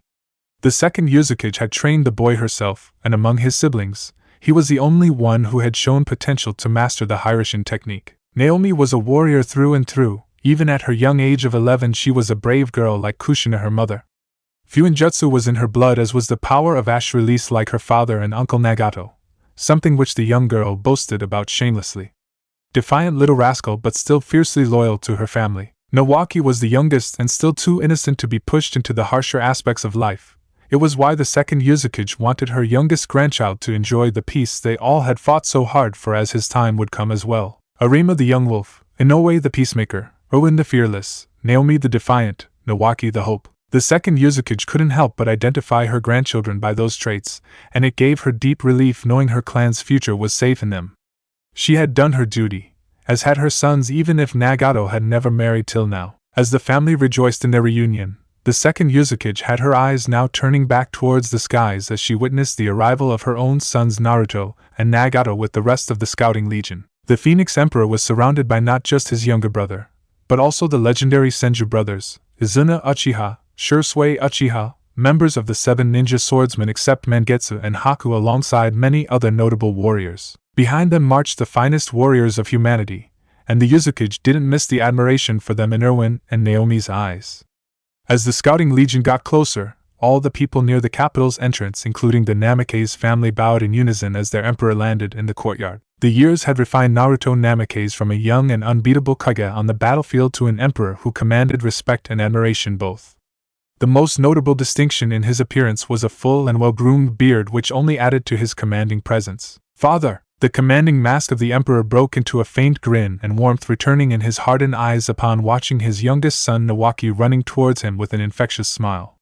Uncaring of what others thought, the Emperor lifted his youngest in his arms, earning a delighted squeal from the boy which made Ino smile warmly. His remaining children soon rushed forward to get their own hugs and were not denied by their father. The sight of the reunion earned smirks from the veterans and pleased smiles from the citizens of the Federation, as it showed a more humane side of their usually reserved emperor. Nagato Uzumaki was now almost as tall as his brother and sported a full red-colored beard, and laughed as the children soon turned towards their uncle, whom he greeted with equal happiness after being away for months. When Naruto was finished greeting his mother and wives, there was a hard look in his eyes as he turned towards his younger brother and eldest son. "Call our armies," commanded Naruto, much to the shock of the citizens of the capital, for this could only mean one thing. "Everyone, elder brother?" asked Nagato hesitantly. "They have all sworn to defend our world and humanity while aiding my father against the Otsutsuki. Have they not, uncle?" questioned Arima Namikaze frankly. "They have." "Then it's time to honor that oath," reminded Arima in a steadfast voice and without a flinch, earning a thin but proud smile from the Emperor himself upon seeing his eldest son's resolve. But from the corner of his eyes, the Emperor also saw the looks upon the faces of two more of his children, Erwin and Naomi, in the exact same moment. "You too, with me," he commanded gently, making the brother and sister grin happily again. That earned him pleased smiles from both Ino and Kushina, who were their mothers and ones who saw the look in their children's eyes when they saw their father looking at their eldest brother, as he often had. The Phoenix Emperor and his two children walked through the royal gardens inside the capital peacefully. Shara the Great Wolf, who was Naruto's battle partner for more than a decade, now walked a few paces behind the Emperor with his own wolf sons, who were anointed as battle partners for Erwin and Naomi, trailing after their own father. Each of the Emperor's children had been assigned a wolf protector and battle partner from Shara's own children by Naruto himself. The unusual bonding made people naturally associate the Namikaze clan with wolves more often, even if only Naruto and his children were bonded to them and not Nagato, Inoue, or any other member of their clan. "I saw the way you two were looking at Arima," said Naruto frankly. "We love him, father. He looks after us and loves us too. It's just," replied Naomi hesitantly, "why don't you look at us the same way? I understand he is the eldest and talented, but we are your children too," answered Erwin a little angrily. Naruto stopped and wondered if Nagato had felt the same at any point in their lives. Regardless, it was his duty to dismiss such bitter feelings from growing further. "I love all of my children. Arima happens to be the eldest and there are certain expectations from him. There will come a day when your parents and grandparents no longer live in this world. If it happens sooner than expected due to this war, then I want him to be ready to protect our clan. That doesn't mean I am not proud of either of you and would not be happy to have you at my side anytime and anywhere," promised Naruto, as he bent down to look both his children in the eye. "The way you look at him, father. We want that too, which is why I want to join the Scouting Legion and see the outside world too," said Naomi hopefully, earning a nod from her father before he turned to his son. "And you, Erwin? Do you want to join the Scouts too?" asked Naruto curiously. "Yes, father," replied the boy fiercely. "Why?" "I want to know what the outside world is like and protect our people," answered Erwin. "It's a dangerous path, son. Many scouts have died in just exploring the dangers outside, many more in just the first battle with the Otsutsuki. It will only get worse and more painful. Why do you want to go into such hell?" questioned Naruto pointedly. "Then we should just sit back and let those enemies steal our freedom? The outside world may be hell, but if we don't take up the mantle, then all those who died will have done so in vain." "I refuse to let that happen," replied Erwin fiercely. Naruto's eyes widened in shock as he saw the ghost of a younger version of himself in his son. Out of all his children, it was Erwin who was so much like him in not just looks but also powers and terrifying determination towards their people's safety. "Are you willing to go beyond anyone can dream of to keep this world safe?" asked Naruto seriously. "I am," swore Erwin fearlessly. "Then I am putting you two under your grandfather Tobirama and granduncle Hashirama's command. They will be responsible for defending our world alongside your elder sister Inoue and your grandmother the Second Mizukage alongside my wives, while Nagato, Arima and I alongside our army and the Scouting Legion shall go to war and face the enemy from the front," declared Naruto. "You are leaving us behind?" asked Erwin furiously, and the same anger was present in Naomi's eyes. "There must always be a Namikaze here to defend our world and family. Until I return alongside your uncle and eldest brother, that will be you two and your sister Inoue. Harsh days await us all, and in such times we must protect our family and look after one another," advised Naruto patiently, and caressed their cheeks affectionately. Before the two young ones could argue more, It was Shera, their father's trusted wolf partner, who stepped before them. The pack survives while the lone wolf dies. Should your father and eldest brother not return alongside your uncle, then the four of you, Erwin, Naomi, Inoue, and Iwaki, will be responsible for your clan and aid in protecting the world's future. Which is why you must stick together under the Senju brothers' command. My sons shall be with you, do you understand? Asked Shera decisively, while nodding towards his own large wolf sons who were bonded to these two children. It was only then the reality hit Erwin and Naomi as they worriedly looked at their father, as well as their eldest brother Rema, currently having a hearty laugh with Uncle Nagato off at a distance in the gardens. The thought of never having another warm hug or smile from father, the constant teasing and secret gifts from their uncle, and the possibility of living in a world without Arima's hearty laughs and steadfast protection. We're really going to war, aren't we? Asked Erwin somberly. We only heard of your victories and conquests all this time, father. But now, whispered Naomi worriedly, Naruto wanted nothing more than to wrap them in a comforting hug and tell them everything would be alright. But that would be a lie, and he couldn't afford that. You were born in the long peace and have never known war. But it is coming, and we must be ready. The enemy will come for our family earlier than anyone else. If you do not put your duty above your wishes, then our family dies. Naomi, what are the words of your mother's clan, the Uzumaki? Asked Naruto seriously. Family. Duty. Honor, replied his daughter proudly, earning a nod from the Phoenix Emperor. That they are, and you must live by it. Promise me, my daughter, urged Naruto, making the redhead rush forward and hug him fiercely. Don't go, father. You are the emperor. Please let your generals go while you supervise. Arima too, begged Naomi with tears in her eyes, and trembled when Naruto returned the hug gently. As long as I or any of our blood is chosen for this position or any military command, they shall always stand at the front of their armies and lead their comrades. Arima is no different, as will you if your time ever comes, said Naruto honestly, and pointedly looked at his second son Erwin, who nodded fiercely. We will kill them all, father. Every last one of them. They won't steal our freedom and world. The emperor was left speechless as he saw the same ferocity and darkness in his second son's eyes, one that Naruto himself had harbored at the same age upon watching Kumogaku wage war against his island nation and killing his family. It had awakened a devil that had destroyed feudal rule across the world forever. None of his other children had such fearsome determination and rage that he saw inside Erwin. This was a person who would burn the entire universe to protect the few dear to him and his dream. Naruto was silent even after he sent the children away until Shera, his ever-loyal wolf partner, voiced his thoughts. You are right. The young ones shouldn't be sent to the battlefield, especially Erwin, said Shera honestly. He's not ready, replied Naruto. On the contrary, he is. The boy will not hesitate to become a devil against his enemies if it means protecting his family and freedom. There is a terrifying rage inside of him, just as you had once, whispered Shera carefully. Naruto shivered, for he could never forget that hatred which had kept him moving forward for years.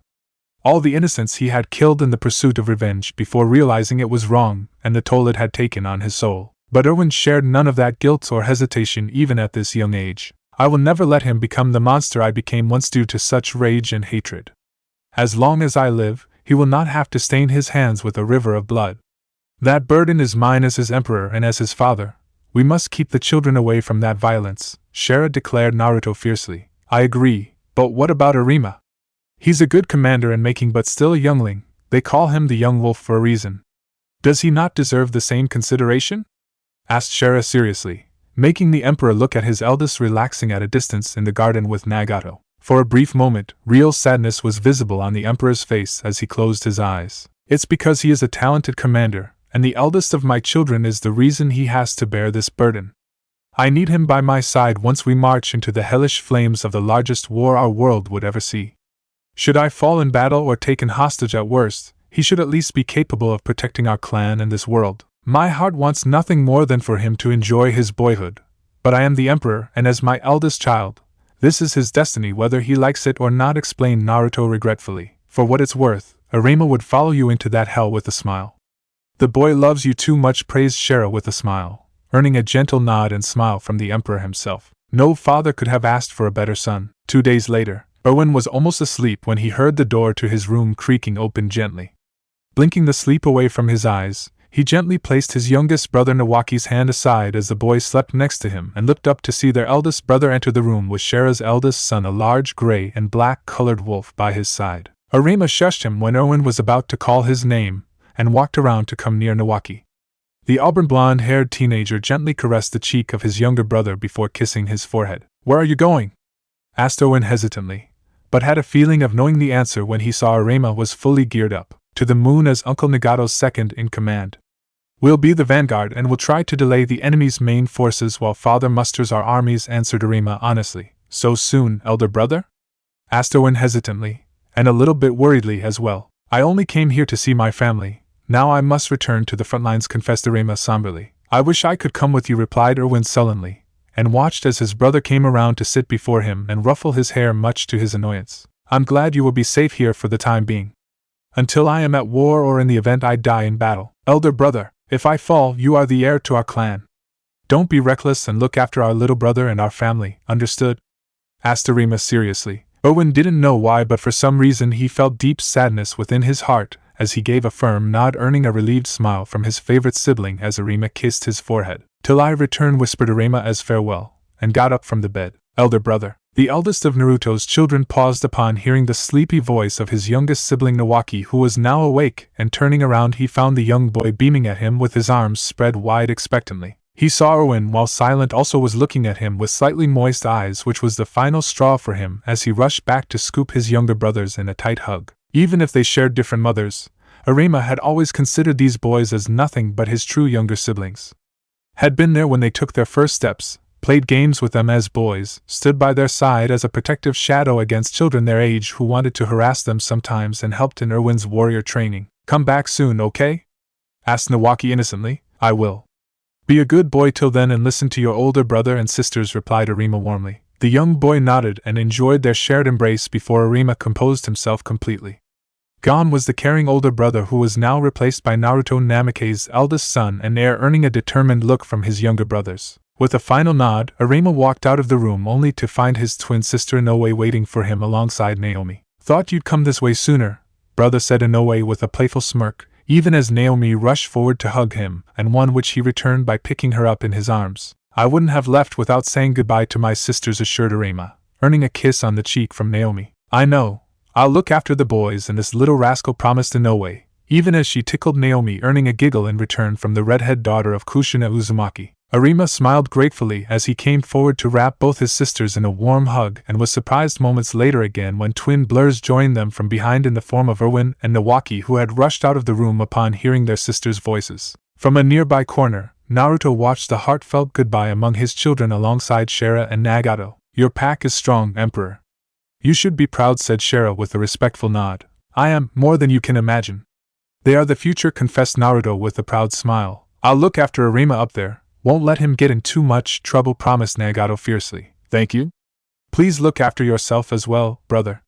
If the enemy counterattack is too much, retreat back here," suggested Naruto. "Age has made you a little soft, elder brother.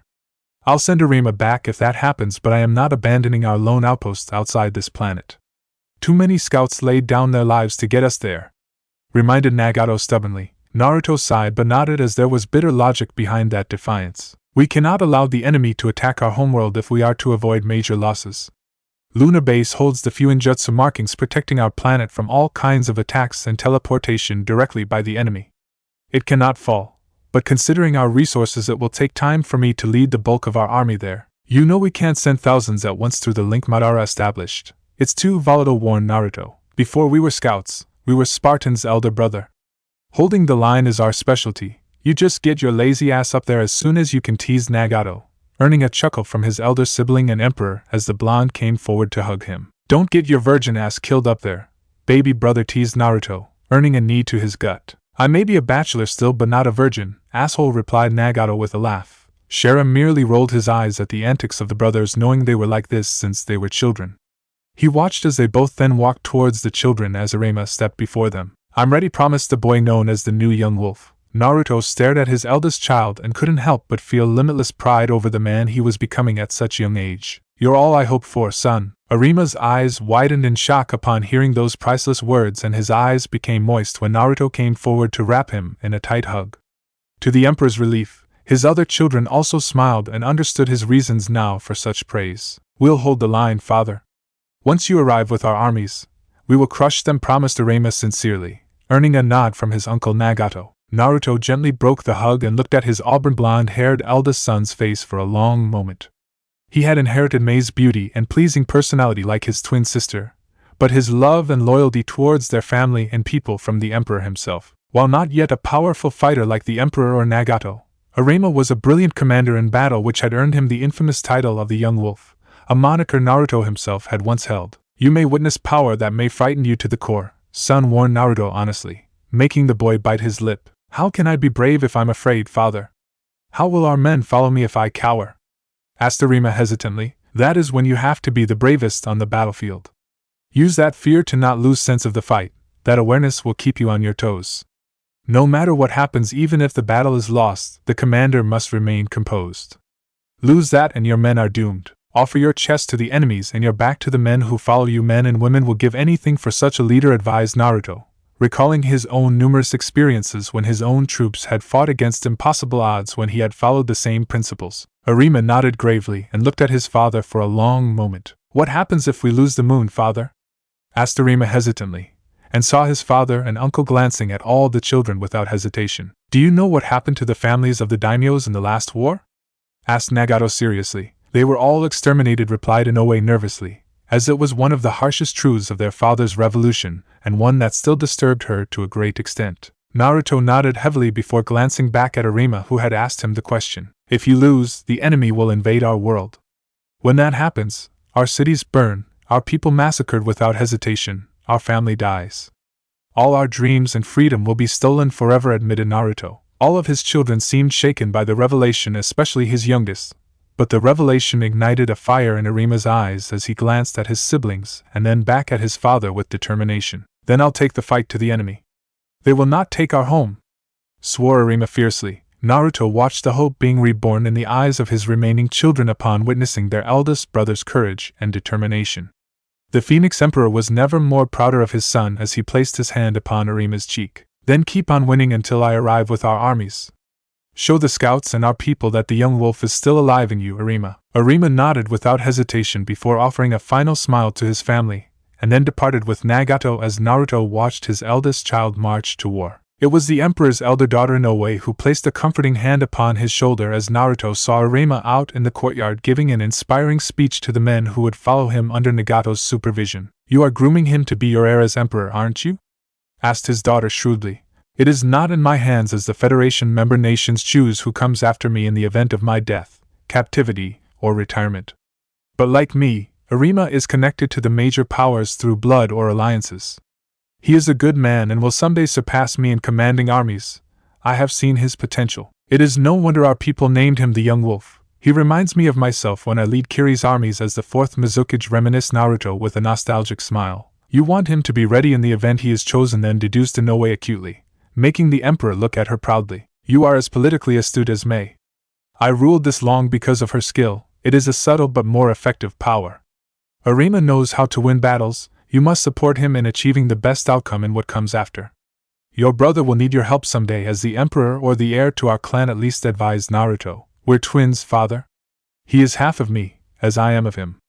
I'll stand by his side, promised Inoue, as will I, swore Erwin and Naomi together. Me, too, whispered Nawaki shyly, earning proud smiles from his siblings. They were all surprised when Naruto lifted Nawaki in his arms and brought the rest of them closer for a warm hug as they heard fearsome roars from the scouting legion as Arima raised his sword bravely with his gray and black-haired wolf Shera's eldest child howling fiercely. Nagato led the force from the front as its commander with Arima and his wolf marching right after him with the scouts following after the two leaders. It was Arima's war cry that signaled the beginning of their greatest challenge and what they were all truly fighting for humanity.